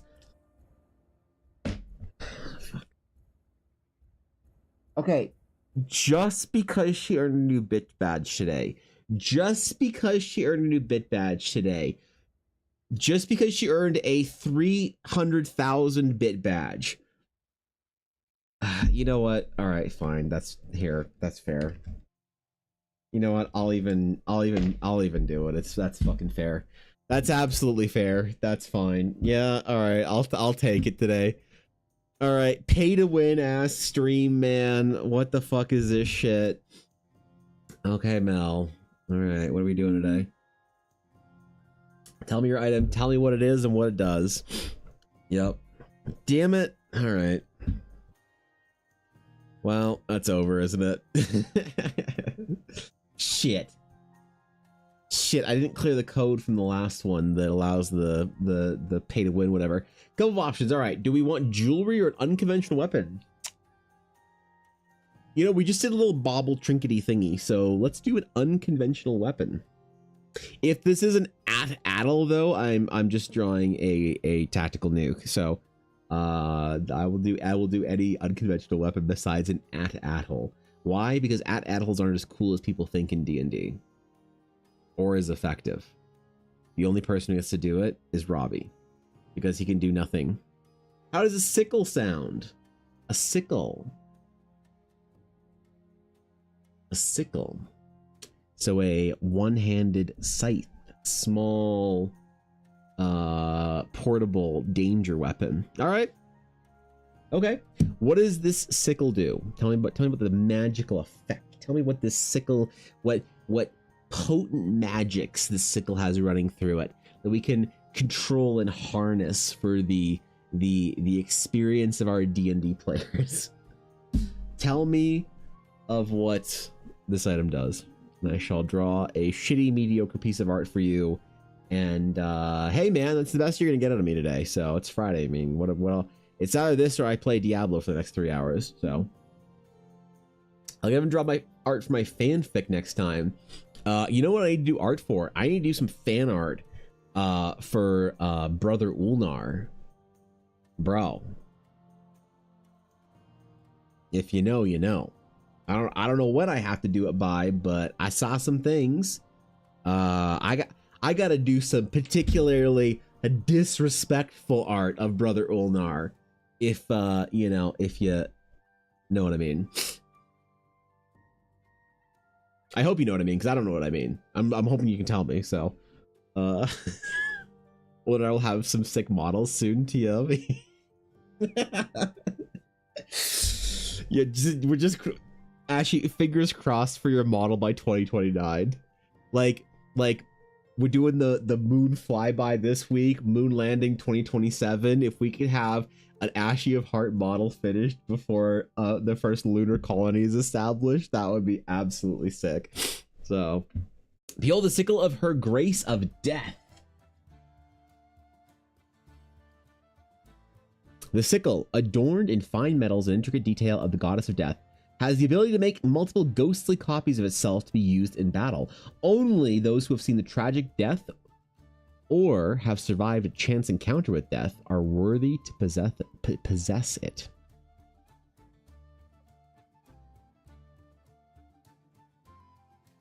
The way is shut. It was made by those who were dead, and the hot death goddess keeps it. Okay, fair enough. Spooky death sickle. Got it. Got it.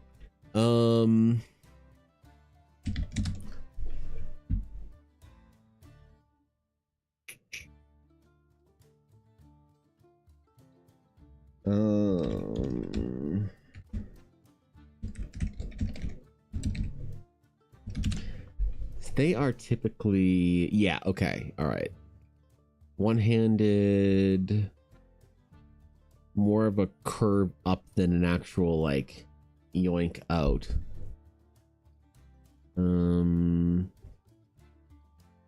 Okay, I have ideas. That's actually something that I kind of been thinking about for a while. For doing like a staff or a sickle or a scythe or something like that. This is gonna be cool. It's gonna be cool. First death armor plate, now a sickle. That's right. Let's do. Okay.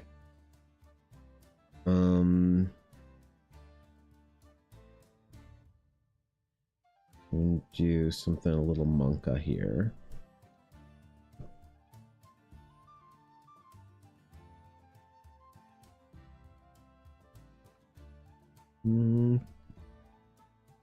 I have ideas, Mel. I have ideas. Beautiful and terrifying.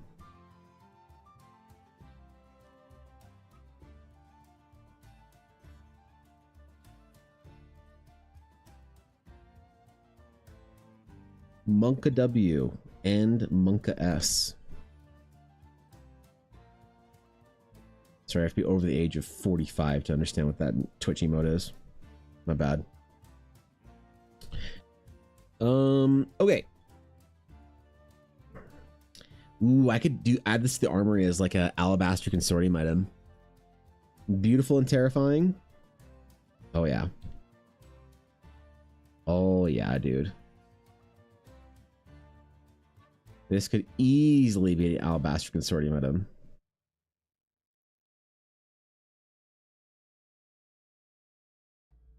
Make it all spiky and angry and shit as well. So, no doubt you have ideas. All right, all right, all right. I appreciate the faith. I appreciate the confidence. I gotta live up to that now, though. Do kind of a more pointy hilt thingy here. Yes. There are a lot of ideas I have to why people are leaving it lol. Okay. I mean, yeah, like basically where we kind of ended on is that it was more or less a culmination of things. Really hard to say there was one factor that kind of pointed to D&D being on the decline, but I don't know. I'm optimistic. I don't think like D&D is dead. I just think that it's kind of reverted back to a state of enthusiasts only. Like D&D was always this like really niche kind of like non-mainstream nerd hobby, right? And it got some massive success and saw a lot of people coming into it, which was great, and that was cool. And then it sort of reverted and returned back to its original state almost. You know, I think D&D is bigger than it was without the boom, but definitely, it's definitely not like as big as it was in 2021.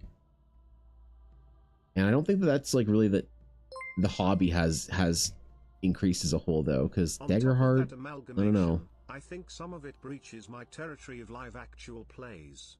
Everyone wants Yeah. fame like Dimension 20 or Critical Role, but 95% don't get that far as with a lot of other businesses.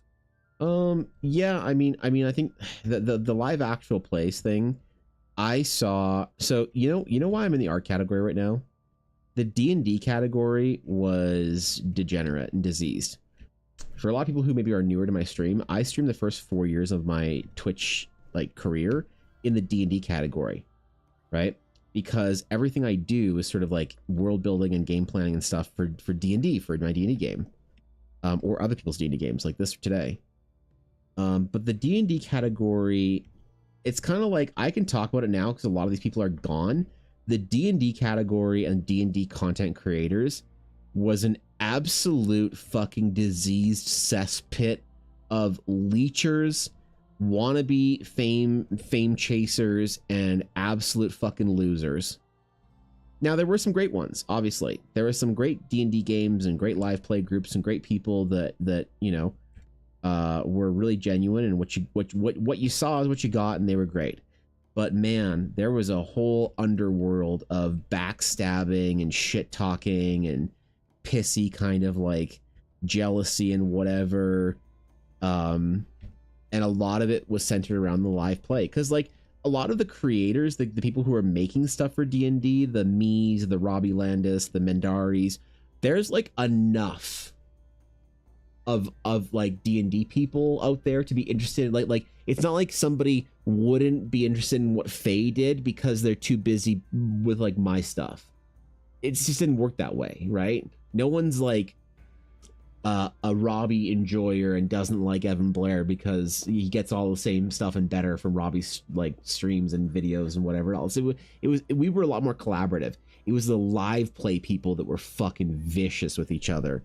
Dude, absolute brutality on the shit that they would say about each other behind their backs. Oh my god, man.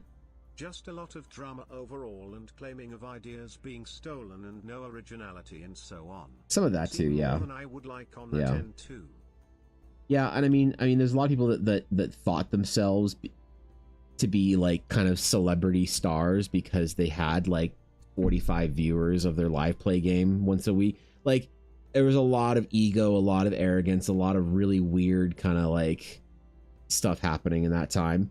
But I just stayed out of it. I just stayed out of all of it. It's why you never saw me collab with anyone ever that wasn't like I collabed with Faye. Faye's a friend of mine. Like I would send a positive. I will send a positive tweet about Faye the day after she gets canceled that I'll leave up for at least 3 hours. Whatever she gets canceled for. I don't know what it'll be, but like I'll put my own reputation on the line for her for at least 2 hours. Like that'll be a solid hour. I'll keep that tweet up of me defending Faye, and you know, for that half hour that tweet is up there, like when I post that tweet, it's gonna be like, man, Evan, are you gonna be okay for the next 15 minutes that this tweet is up? It'll be crazy. So so like Faye I'd collab with and stuff, but I didn't do collaborations with a lot of other streamers because it was just really fucking nasty, weird shit. You know, I tried to form a D&D group actually at some point in time, and you would not believe the shit I heard from people. The like requirements and diva kind of shit that they were saying. I thought we were just having fun playing D&D. These people were treating it like they were all gonna fucking, you know, become massive celebrity stars and be the next Critical Role. It was crazy, man. Absolutely insane shit I heard. How the timeline for that tweet just kept going down and down. What do you mean? I said that I would absolutely draft a tweet and talk about it on stream for defending Faye when she gets canceled. Depending on what it is. I will absolutely draft a tweet and show it on stream without posting it. I will absolutely support her by talking about maybe making a tweet. I don't know what this slander is about here. Okay, this is uncomfortable.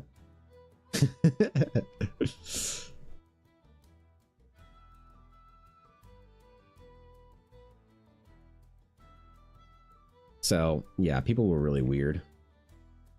A lot of people wanted free art for their D&D campaign. When they didn't get it, they'd say some nasty things about me. Like I had I had people in the live play scene that were like friends of mine or friendly to myself. They would show me screenshots of what people would say about me. there were some pretty big D&D creators that would even raid me, that were pretty fucking nasty about me behind my back because I wouldn't do fucking free art for them. You know? Holy. There was one D&D live play game particularly that asked me if I wanted to join in for a guest cameo one week, and in exchange I could do art for the party, and they would, I would do art for the party, and in exchange they would let me cameo 1 week, and they would show my stream out 3 times during that cameo. It was like contractual fucking Hollywood shit, and I'm like, aren't we just nobody streamers on the internet talking about silly shit? Why are you guys LARPing like you make money at this and like this is a thing? You know, that also happened with another. So there was a girl on a live play show that her and I were like, I thought we were cool.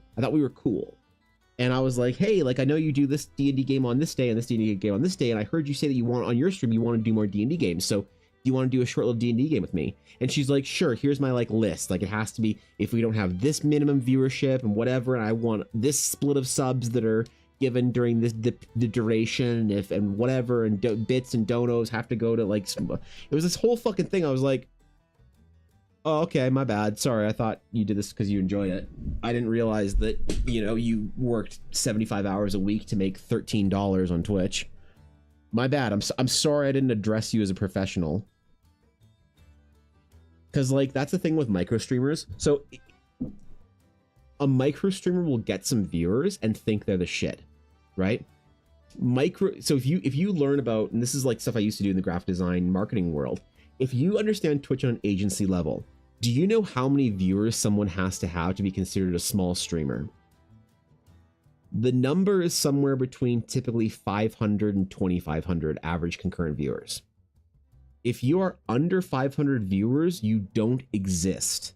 You might have a partner badge, you might have 50 subs, you might make money on Twitch, you could have a great community, whatever, it doesn't matter.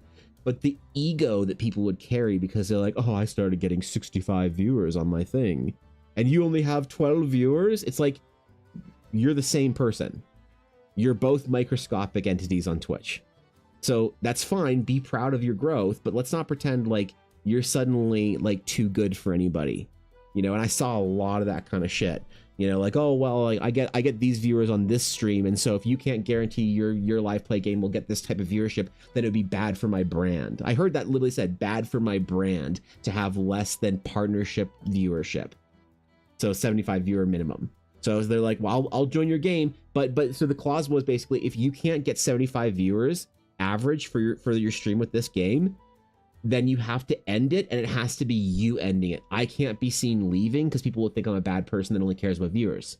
It's like, that's literally what you're telling me, is that you only care. So they said that it have to be the streamer would say that he, like, I would have to say I can't keep up with the D&D group anymore, and so I'm ending the game. They couldn't leave. Like this shit happened during that time period, man. You wonder why I stuck to myself and didn't fucking collab or do a shit with anybody during that time on Twitch. These are the conversations I was having on Discord that led me to like never raiding, never doing anything, never interacting, you know, playing nice obviously and being friendly and stuff, but just never like being part of that or whatever. So 3 minutes about thinking about drafting a subtweet until death. Exactly. It'll be at least a minute of that, Samurai. Like, I'll spend at least 30 seconds thinking of that subtweet. Yeah, Tombstone, the free art thing, it was like a big, like, I got approached by a lot of people about doing free art for their D&D game, or whatever during that time. I don't get a lot of like requests for free art anymore. I think that maybe like when you get a certain like level of projects, or like, I don't know what it is, but when people perceive you at a certain level, they stop asking for free stuff, you know, which is really kind of nasty, because it's like, you're not a better artist when you're at this or that level, but yeah. The requests, the demands. There was even a threat once. I even got threatened. And then I asked them, I was like, wait, are you threatening me? Like, no, what? No. It was like for this, fuck it, I'll just say it. It was for, there was this D&D, I don't remember the name of it, but I don't care, fuck them. Like, that streamer doesn't stream anymore. I don't remember the name of it. If someone posted the name, I'd be like, that's it. but it was for this D&D like team. You know how you have to have teams on Twitch? And it was for somebody who they were like a D&D live play game, and they were a partner, and so they had a team, and they invited people to their team, other small D&D streamers, and they had requirements of who could be live when. Like, we need somebody who's live from 10 to noon, and that person has to raid the noon streamer. The noon streamer has to raid the 2 p.m. streamer. The 2 p.m. streamer has to raid the 3 p.m. streamer. Then they all have to raid that live play stream, right? They have to raid the rerun of that live play stream and shit like that. And so they were like, hey, do you want to do art for this? Whatever, blah, blah, blah. And I was like, oh, yeah, no, sorry, I can't.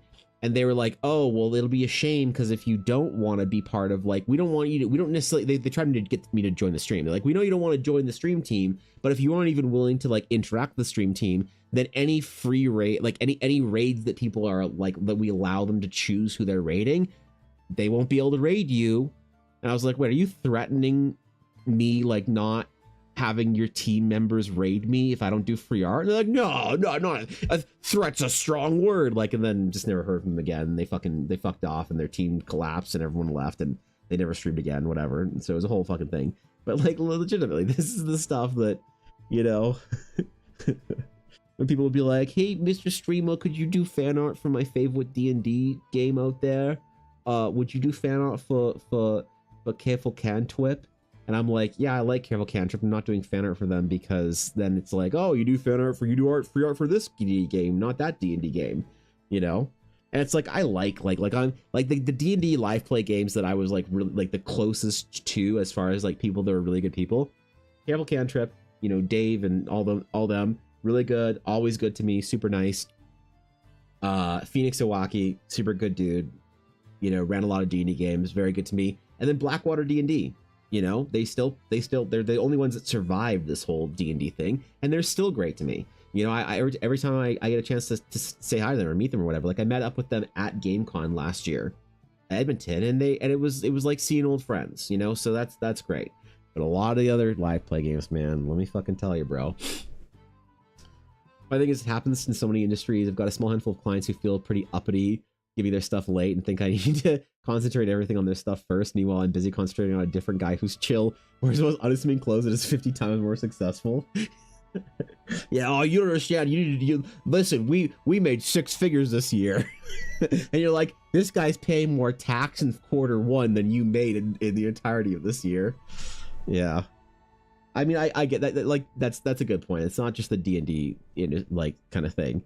I think if people are just maybe surprised about it because it's like there's a lot of ego applied to people basically doing nothing and all doing it as a hobby for fun during that time period. It was just so annoying, man. It was so annoying because I don't ever want to start shit. I don't ever want to start drama and stuff. So I wasn't gonna complain about any of this, like, you know what I mean? And I'm never gonna whine about this on stream, like in the middle. Oh, guys, you'll never believe what so and so just asked me to do, you know? Because it's like whatever. But now it's like far enough away. Like a lot of them kind of checked out because the D&D, the easy money was made in D&D, and you know, no one thought they were going to be the next Dungeon Daddies or Critical Dimension or whatever fucking show everyone's watching any given day of the week. You know, the ones that are still in it are the ones that love it. So like Blackwater, for example, they're successful. They're doing a great job, but they're not like Critical Role fucking rolling millionaires in buckets of cash. They're doing it because they fucking love it. And so yeah, they're very successful at what for you know, all measures that you could have for a D&D podcast, but it's like there was no minimum amount of money they needed to make to be able to want to continue doing it. They're just having fun because they love the game, they love the hobby, they love the community. That's one of the things I love about M and Tim and all of them is the passion's really there. And that's why it's like, it doesn't matter if D&D fails or D&D goes away or whatever. Like, I will not stop building Eldara. If everybody decides one day that no one wants to play D&D anymore, that's fine. I'll just make art for my cool fantasy thing that I'll make a game of at some point in time. You know? There is no amount of like industry kind of success or failure that will add or subtract from my willingness to do what I'm doing. I love this shit, and it's not like I'll find a different job or industry if D&D stops being a thing. They'll just change the direction of the kind of work that I do for commission, but it won't change what I do for my own stuff. I think coordinating raids and schedules is a good idea after having watched one stream team have everyone live at the same time slot because they were all British. They ripped their own audience to shreds, but also every stream team is a pyramid scheme, even only by accident. Dude, that's the only reason I want to create a stream. Like, I want to be a partner. It's the only reason I actually care about that, even a little bit. Because I used to be about emotes, now we got emote slots, so I don't care. It's so that I can create a stream team just so I can talk about it being like a Ponzi scheme or a pyramid scheme. And I want to treat it kind of like a VTuber agency without VTubers, but only in like reputation, not actually do anything, right? I want to have I want us to talk about, like, always talk about scheduling events, but never follow through on it. So like everyone agrees to do something, but no one actually has to do anything. That, or I want to spend at least a month where Olner and I are the only members, and we just chain smoke and play Diablo 2 on stream for 16 hours a day. We'll call it a subathon, but your subs won't matter. The timer won't change. We'll just continue to chain smoke and play Diablo 2 until the month is over. But we'll do it as a stream team.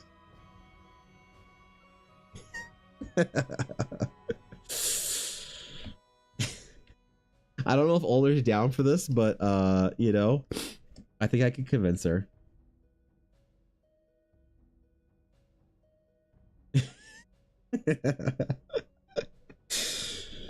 Fucking love Diablo 2, man. Oh my god, the Warlock now. You're in too? Alright, you guys will join. Okay, you have to play along though. You have to always agree to, like, oh yeah, guys, we got this massive like collab coming over down the pipeline soon. You guys won't believe how cool it is. Or like you always talk about how there's like a new member joining. Guys, you won't believe who this new member is that we just got. Oh my god. Like in a couple of weeks, guys, when we announcement the new member, you guys are gonna lose your shit. You won't believe. You'll be like, oh my god, you guys were serious, but like you got that person into the stream team. And then you have to understand that we will never commit to anything actually happening. It'll be a stream team of empty promises, and that's it. And rather than a team, we'll call it an orb. That's right, the stream orb instead of an org.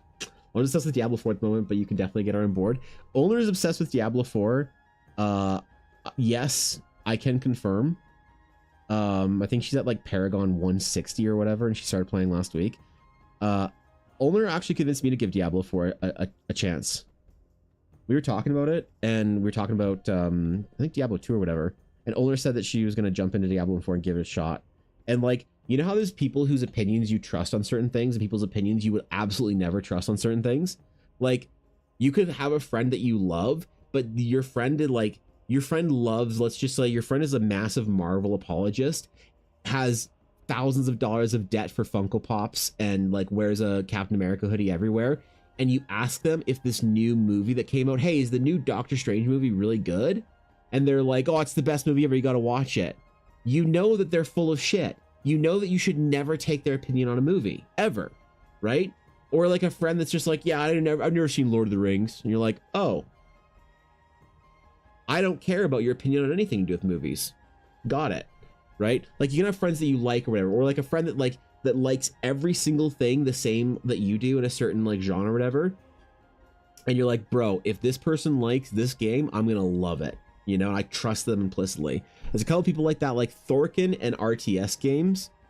I 100% trust. He says that an RTS game is good, I don't even have to look it up. I'll just go play it. When it comes to ARPGs, Olner is that for me. If Olner says that there's a good ARPG, if Olner's like, hey, there's this fucking early access whatever thing that they want your credit card, social insurance number, and it's like all in Cyrillic, I don't know what it's about, but it's a really good game, I'm in. I'm in because I trust her opinion on ARPGs. And so when she said Diablo 4 was good again, I said okay. After missing an entire expansion, after not playing it since the first 2 weeks of it coming out years ago, I will reinstall it. And she was right, and it's good. It's good now. Because all of my problems with original when Diablo 4 when it launched were Olner's problems when Diablo 4 launched. And so Olner do the exact things to tell me to get me to try it. So I bought the new expansion, I pre-ordered it so I could play Paladin.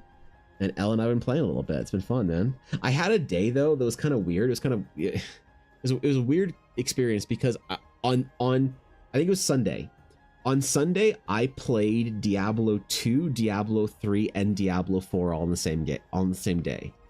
Like, I'm currently actively playing Diablo 2, 3, and 4 right now, which is ridiculous. I don't know another game franchise like that, where you would, like, have a reason to play an older entry at the same time, you know? And not like a solo game, but like a live service game or something like that. Like, Diablo, Raid of the Warlock came out. I'm enjoying playing some D2 now and then, doing some Terra Zones. Diablo 3 new season came out. Ella and I always go hard on Diablo 3 seasons for like a week, and it's great. It's fun. And then we don't play until next season. And then Diablo 4, we started trying. So it's just kind of funny how that lined up, that we are actually just playing 3 Diablo games. Well, I'm playing 3. She's not playing Diablo 2. Ella's not, like, she likes Diablo 2, but she's not as enchanted by it because she never threw her entire fucking youth away on Diablo 2 like I did. I made conscious choices to fail classes or fail tests or units in junior high school and high school to play Diablo 2. I was on the phone with my friends Colin and Kyle, and we had a math unit exam. It's a big exam. We only have like 4 unit exams a year, right? And we were playing Diablo 2. This is before voice chat, so we were all on like a group call. So we were all sitting there on the phone like, yo, hey, join my game. Game name, Giant Password Knockers. We're 14, we're so funny, you know?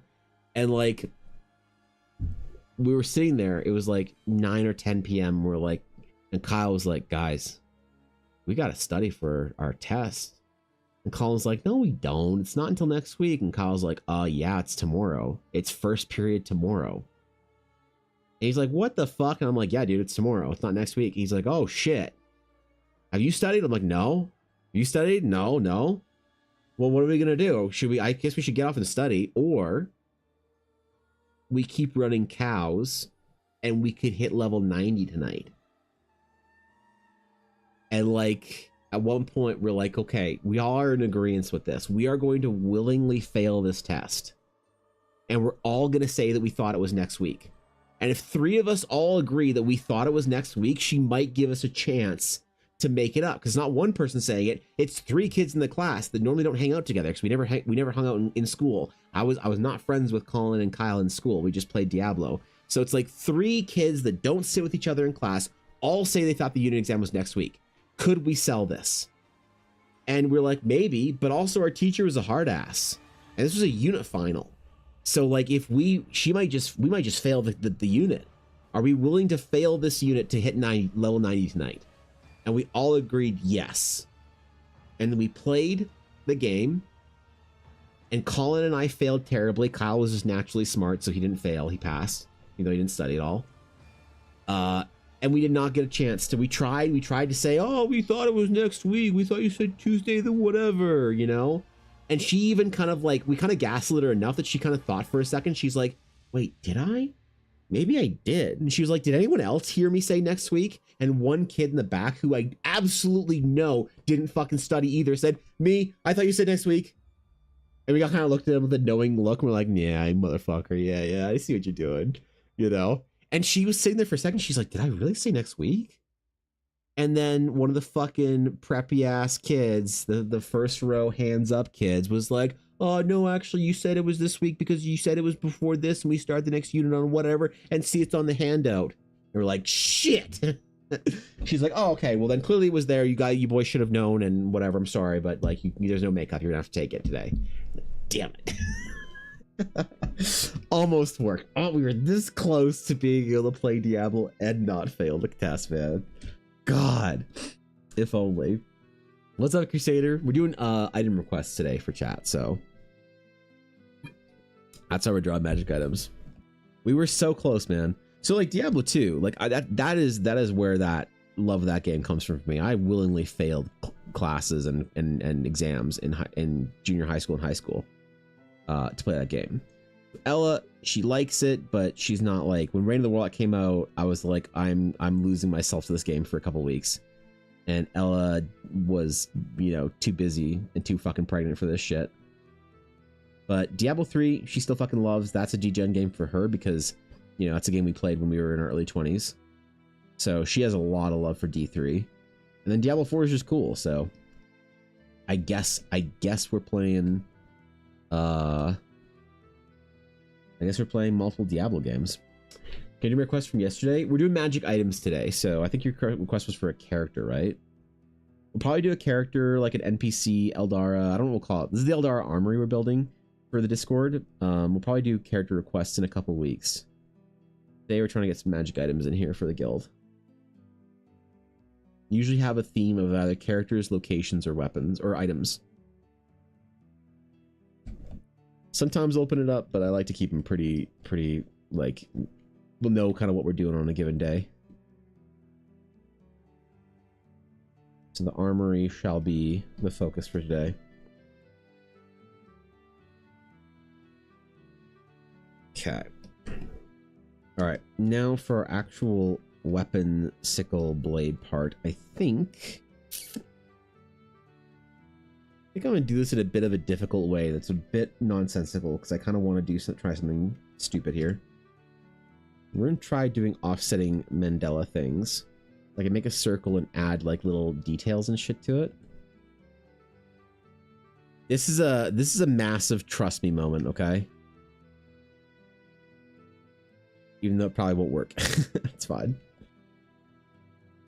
So we're gonna make, we're not gonna do the inside circle, we're gonna do the outer and have these little like skull emblems. Some ways referencing like maybe like the spell for the multiplying blades is like kind of in there, embedded somehow in there with each one of the different kind of like gem things or whatever. That'll be the outside. And then what we'll do is we'll create another circle like this.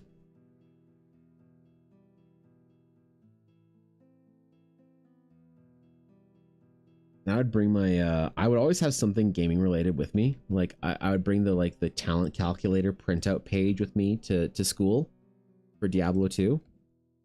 Or for D&D, I'd always have my books with me. Like I was making characters like at school all the time for D&D.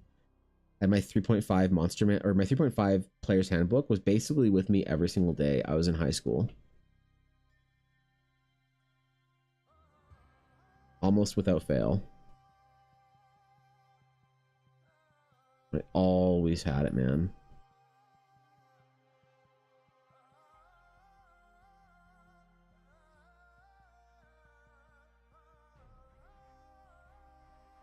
Okay. Because scythes are more of a, like a, that kind of thing, and sickles are more like a that type of thing, right? We're messing with it a little bit. But that's okay. Get a look sick.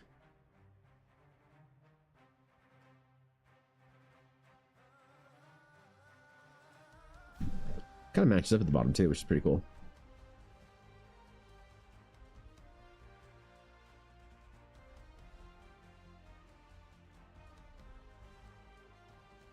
I mean, I always like doing like weird weapons like that, so good request, Mel. Oddly shaped weapons, whether they are something like a Kopesh or a Chris. Those are always cool. Or a Lochaber axe for Dashto.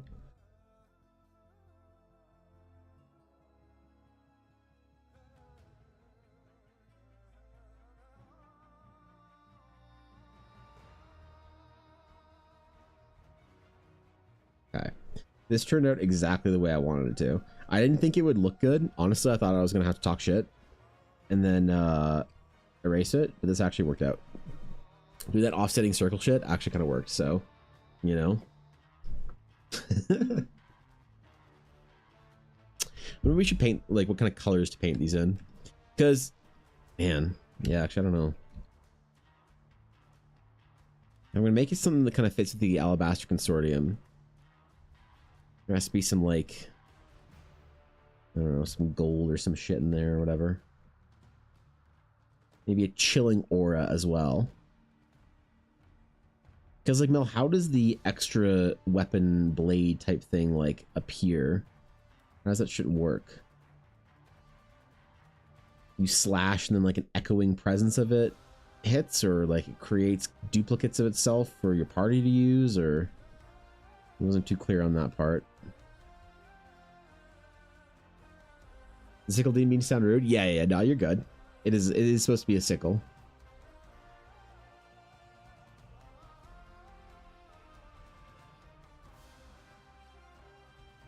Okay. And we'll do the little spiky bits on the bottom and top.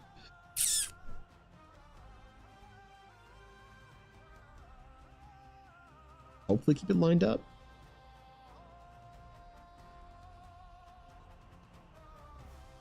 Extra little nasty spines and shit, bro. I don't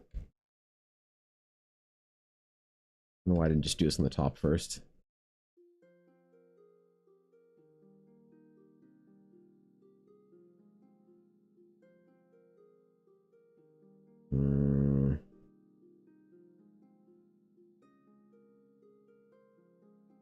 Little hooded skull type thing.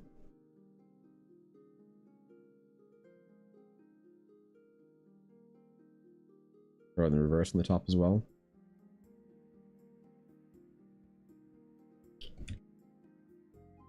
And there are a little, like, kind of gothic posts coming out of the top.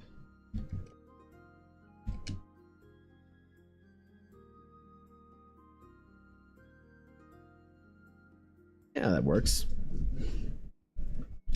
That works.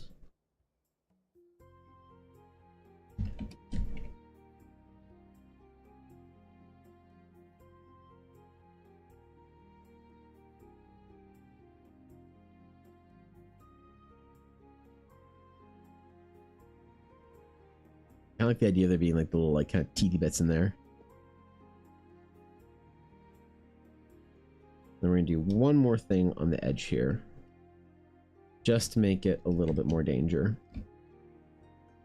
Remember, this is for the goddess of death. It's not supposed to be practical. Make a staff with the sun on the end and have a crescent moon inside the sun shape, so it's like an eclipse. Ooh.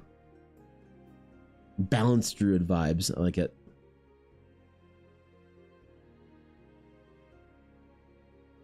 Motherfucking balanced druids. Holy.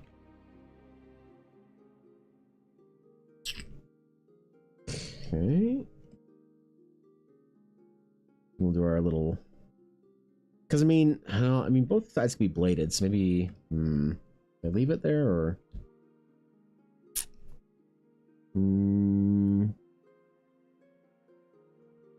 Yeah, here's what we'll do. Here's what we'll do. Nope. We'll add our ridiculous filigree details in here nobody asked for. Which is obviously a very important addition to items that I do. I think both these items today are going to make it into the armory. I'm going to try to find time to probably paint them out Saturday, maybe? I might stream that. I don't know. I've been thinking about just, like, on the weekends, occasionally just going live when I'm just doing my weekend work or whatever. Just to chill out or whatever. Maybe I'll do that. I know I'm not a weekend streamer, but...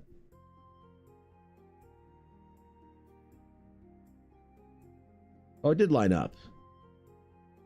Bro, I just, like, guessed that shit. And it just worked out. Let's go. Let's go, dude.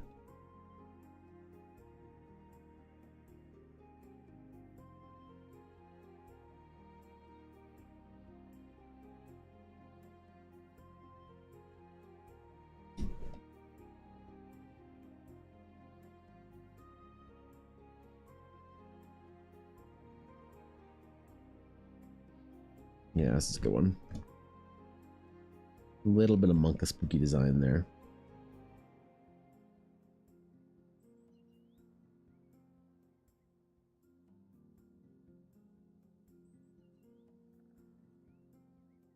Here's the little skull motif still through there. They love skulls over there, man. Really utilizing the art school education on Vanitas for death motifs. That was the first thing, like the first motif kind of like whatever lecture we had was on something called Vanitas, which is just basically a fancy word for things that evoke a feeling of time and decay and death. Our painting instructor was so intense. He was like, you must learn to paint your own mortality or you'll never paint a convincing story anyone will ever care about. See? This black line on a white canvas has a start and an end point, thusly indicating precisely the fragility of mortality. Damn, bro. You gotta get out, man.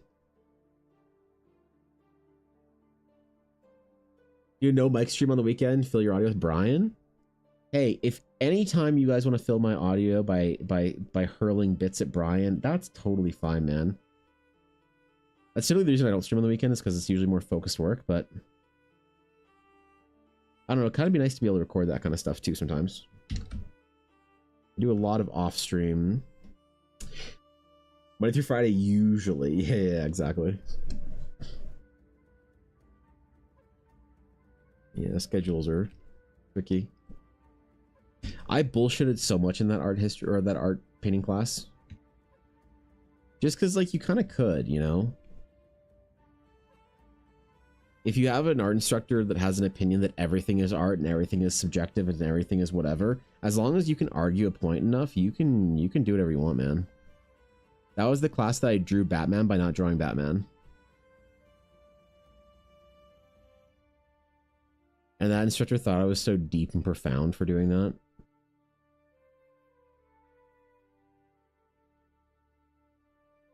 That was a class that I did one single stroke of red paint to indicate an entire painting. Brian is always a fun addition to any nonsense I found, including putting in words with the hope Brian says it funny. Like migraine.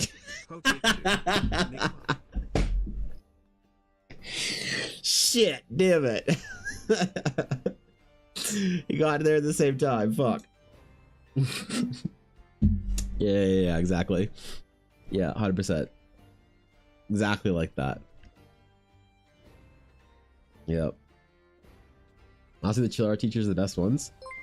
Yeah, I mean, I don't know. The ones I learned the most from were pretty intense. Nice, yeah, that was two. I'm sorry. Oh, man. The way he says Latin names for stuff for Aduria. Yeah. So I had this one. There's a painting called The Death of Marat that we had to do a painting study. We had to reproduce a painting, right? The Death of Marat was a painting by some French artist, was about a guy who was in a tub and then died, writing a note. So, you know, it was this whole fucking whatever study thing. But that was just a painting that I was chosen for me to try and recreate for our art class, but I didn't do anything. So what I did was I made a black long canvas, and then I took a brush of red paint, unmixed, just you know, just red paint, and I just had this like one brush stroke that kind of started off thick and kind of tapered off, you know, at the end. It kind of looked like this, and it was like this, and I was like, this is the Death of Marat. And the art instructor was like, wow, can you explain how you arrived at this conclusion? I was like, well, obviously considering composition elements in it, the way the viewer's eye sort of is carried along the bathtub and whatever, and the way the growing anxiety of the painting forms, I thought that once I stripped away all the elements of the painting and through multiple, you know, iterations and paint overs, I realized that, is the figure really even necessary to communicate the Death of Marat? I understand, but like, was that the Marat that was painted? Probably not. That was probably a model. So the death of Marat is more of the spiritual death of the individual as opposed to the mortal death of the man, though symbolized with blood.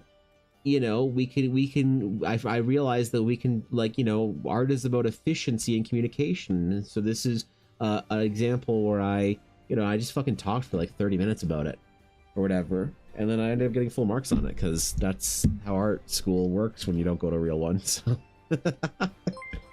You know? Hey. Hey. Yo. Well, that's how I drew Batman without drawing Batman. Because, like, dude, bro. So for the Batman no Batman thing is I drew basically a ledge, like a building ledge. Because they were like, draw a hero. Like that was what we're supposed to do. We tried to draw a hero. So I drew like a New York building ledge and had like windows and like a balcony and stuff. And it had like I was gonna do like the moon and shit and do like Batman, like, you know. And because like I'm like a dumb kid, like a dumb nerd comic book kid, I was gonna do Batman. He's gonna have his like, you know, batarang out or some shit or whatever, be crouched over, I don't know, and have his like cape maybe like flowing or something. I don't know what I was gonna do. But I forgot to draw Batman. So I drew in the first class, it was a 2 week, like a 1 week assignment. We work on it for 1 week and then we hand it in the next week. So I got to the point where I was like, I drew everything ish kind of, except for Batman. And then I was like, the next week I'm like, oh shit, I forgot to do this. And I pulled it out of my portfolio. I'm like, uh-oh. So rather than showing up to the critique and being like, hi, I forgot to do it, I was like, I have drawn to draw a hero. I have illustrated Batman. And everyone's like kind of like snickering, like, oh, motherfucker forgot to draw Batman, like the idiot. You forgot to do your homework, dipshit. And the instructor was like, I don't see Batman. And I kind of looked at him, I looked back at the piece and I looked at him, I said, no? Really? He was like, yeah, I don't see Batman. Like, am I missing something here, Evan? Or did you just not draw Batman? And I was like, well, the thing is, Batman doesn't exist.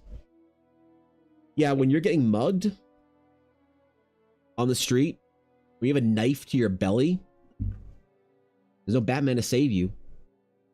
There's no Batman to save any of us in this terrible world. Batman is an illusion. Batman is a figment. But he's a symbol of heroism. So any of us could be Batman. And so I left it blank so you can place yourself as the viewer there, or whatever to you is the incarnation of Batman. After all, Batman is the modern 20th century incarnation of heroism, but that's not the way it was in humanity. There have been heroic figures. Could we put Gilgamesh here if we were in the Assyrian age? Could we put Odysseus if we were in the classical age? How about Marcus Aurelius if we were in the Roman Empire? We would put a different figure, but it would represent the same thing, even though all these stories are lies. And I got an A+ on it. I got a full marks on it. The instructor was like, wow, no one's really thinking our art through like this. Like I don't mean to like set the standard high for you guys, but like no one's thinking through their art, like the symbolism of it. God, it's genius. And I sit down and my friend Sarah was just like, you fucking forgot, you piece of shit. You wasted all of our time and you're still getting an A.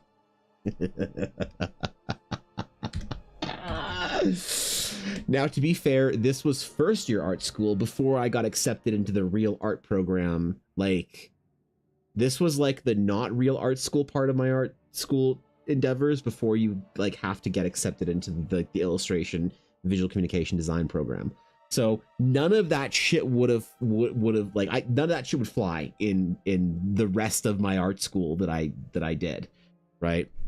None of that fucking symbolic bullshit would work out. So, but in first year, it sure fucking did.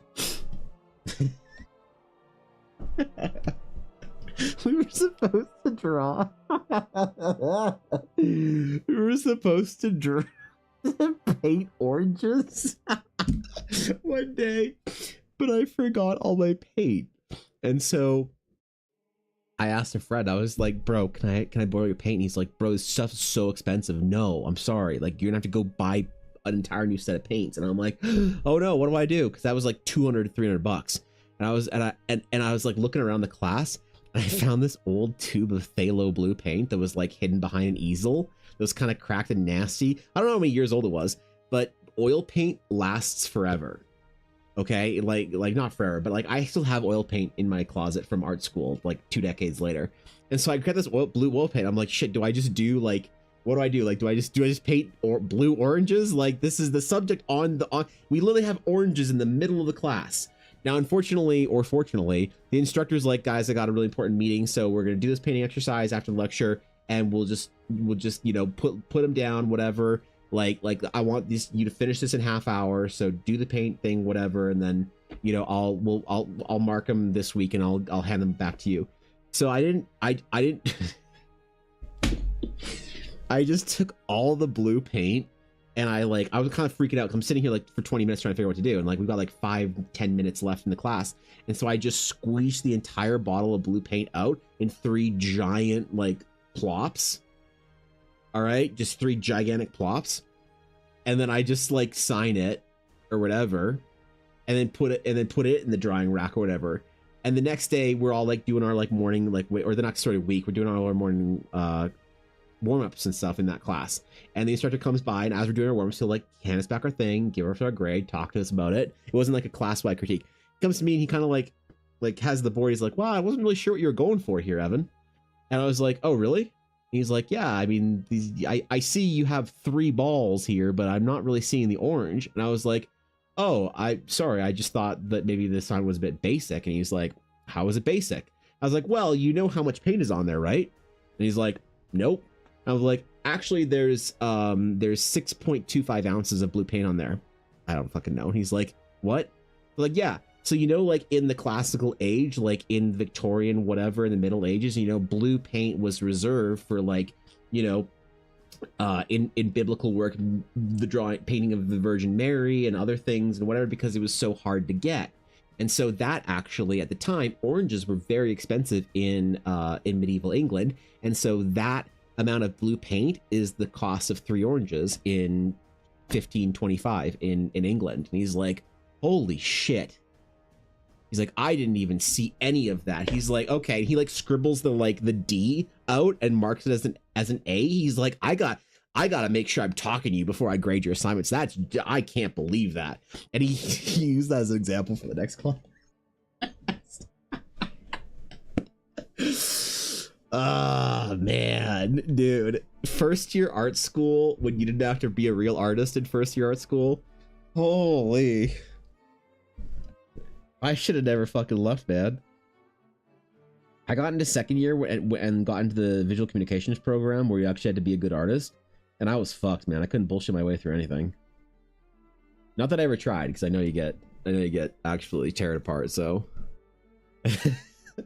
But first year, man, oh god. I'm so glad he never looked it up. I'm so glad he didn't like open his phone or whatever and just start Googling that shit. Class was supposed to hate you? In first year, absolutely. Yeah. Cause like they fucking knew, man. Like, you know. Yeah. The Sailor Moon transformation wand is canon now. It is. Yes, it's not what we're drawing, but it is. If you've been here long enough, you'll see me do requests for Ashley of Heart. And whenever I do requests for Ashley of Heart, it basically looks like a Sailor Moon ass looking transformation wand sword. So if you haven't seen it yet, Sabine, all you have to do is wait until Ashley wins one. Your teacher's mean to you? Well, my high school art teacher was mean to me too, but you know. The same art school that invited you back to speak, you should totally do it. It is the same art school that invited me back to speak. But I think I'd be talking to visual communication students and not like painting program students. Like the painting and drawing program is the one where that shit flies until you get your degree. Like you could run that kind of bullshit for 4 years and get a degree and graduate in the painting and drawing program.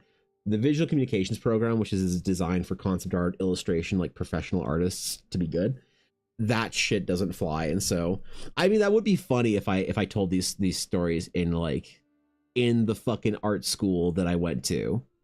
That would be kind of ironic.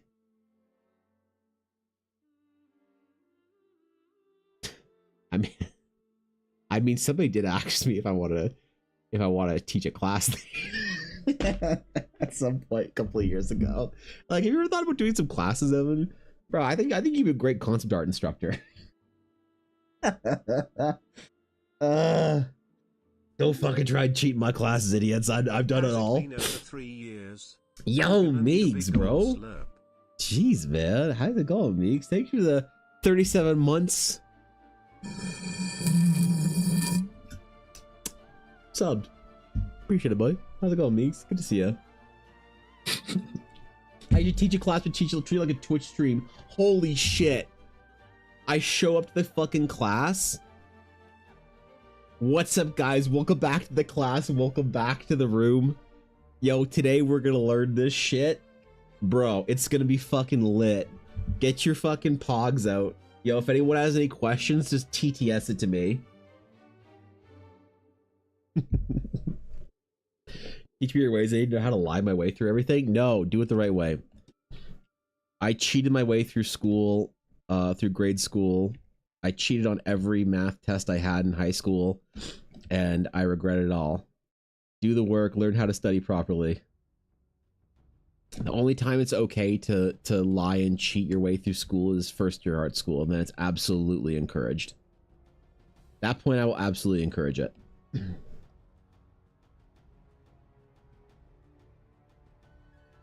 100%. All right. I think this is. Oh, I didn't post the other one. Shit. 215. You 13 or 15? 14. What are we on?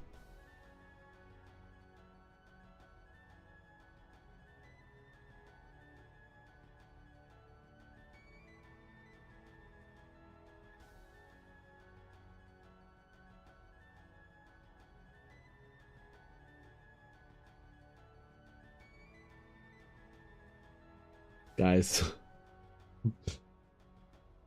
Guys. I deleted the fucking key. Ah! I deleted the fucking key.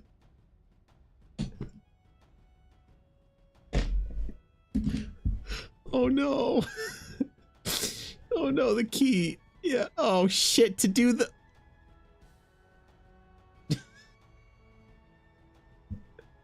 I just went through my entire history, Ashley. That is back every history state I can go back to. It puts me back to where I was drawing the Batman thing. I don't know when, but I deleted the fucking key. Shit. Batman's still like, oh, fuck, man. How did I do that? I don't even know how that would have happened.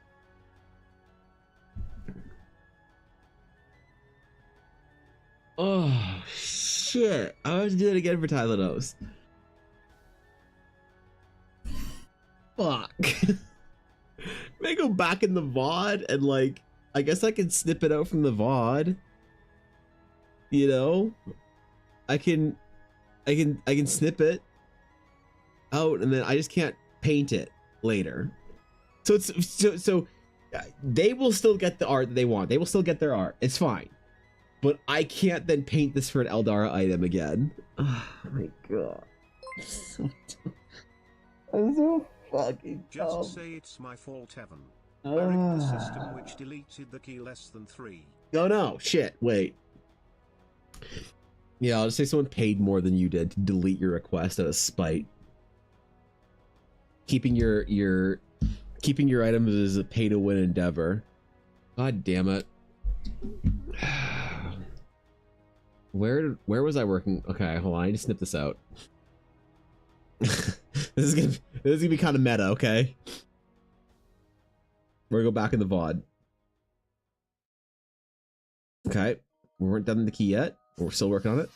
We're still working. Here for some suck. Here if we need some video evidence. D. You're not helping the case, damn it. Shit. Okay. Hold on, let me just see. Let me see when I finished it. I can go full screen. I can snip it and then post it. Fuck, man. Hold up. Wasn't quite done. There. Okay. Okay. Ah. Hooah. There. God damn it. Damn, this is so stupid. This is so fucking stupid. I'm so bad. I'm so bad at myself. Shit. I really gotta post this shit as soon as I'm done at 8. 5:14. We're on 5:14. 5:14. Don't ask any questions, okay? I didn't delete it and get it from YouTube VOD.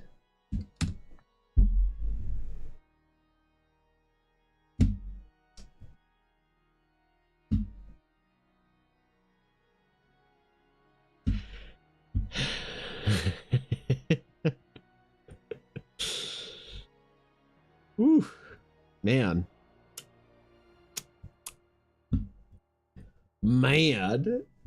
First BSing your freshman year art classes, now BSing your Friday request. They're not gonna check the VOD, it's fine, okay? I just can't, all this means is I can't paint this out later. It's still, listen, this is a still perfectly usable piece of art. Look, it's signed, it's a little low res, but it's signed, it's properly whatever, this is perfect. It's the Wizard's Tower key. They won't know the difference. Their players won't know the difference. It's completely fine. I just can't add this to the armory because I can't paint under the line work. Fuck. This is not the way I wanted to. I didn't want to walk out of today's request with one completed piece of art. Ugh. That's it. I'm going back to sleep, man. I'm going to bed. Fuck this. Fuck this. It's fine. We still made it out with 2 requests done. Okay, we still made it out with 2 requests done. Man, what a time to just should it be under eBay sketchbook? Where did I post it? I posted in the wrong.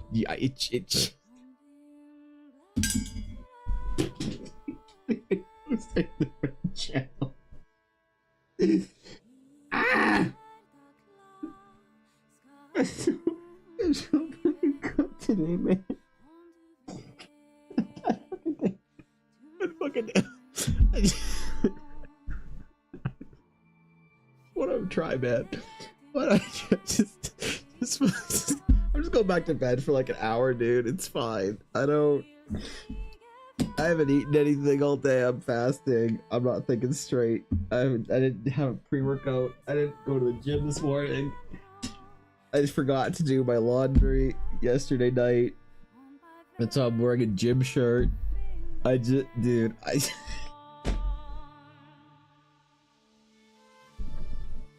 want to go home. I want to go home. Okay. I'll see you guys later. Bye. We're gonna just cut it. It's over.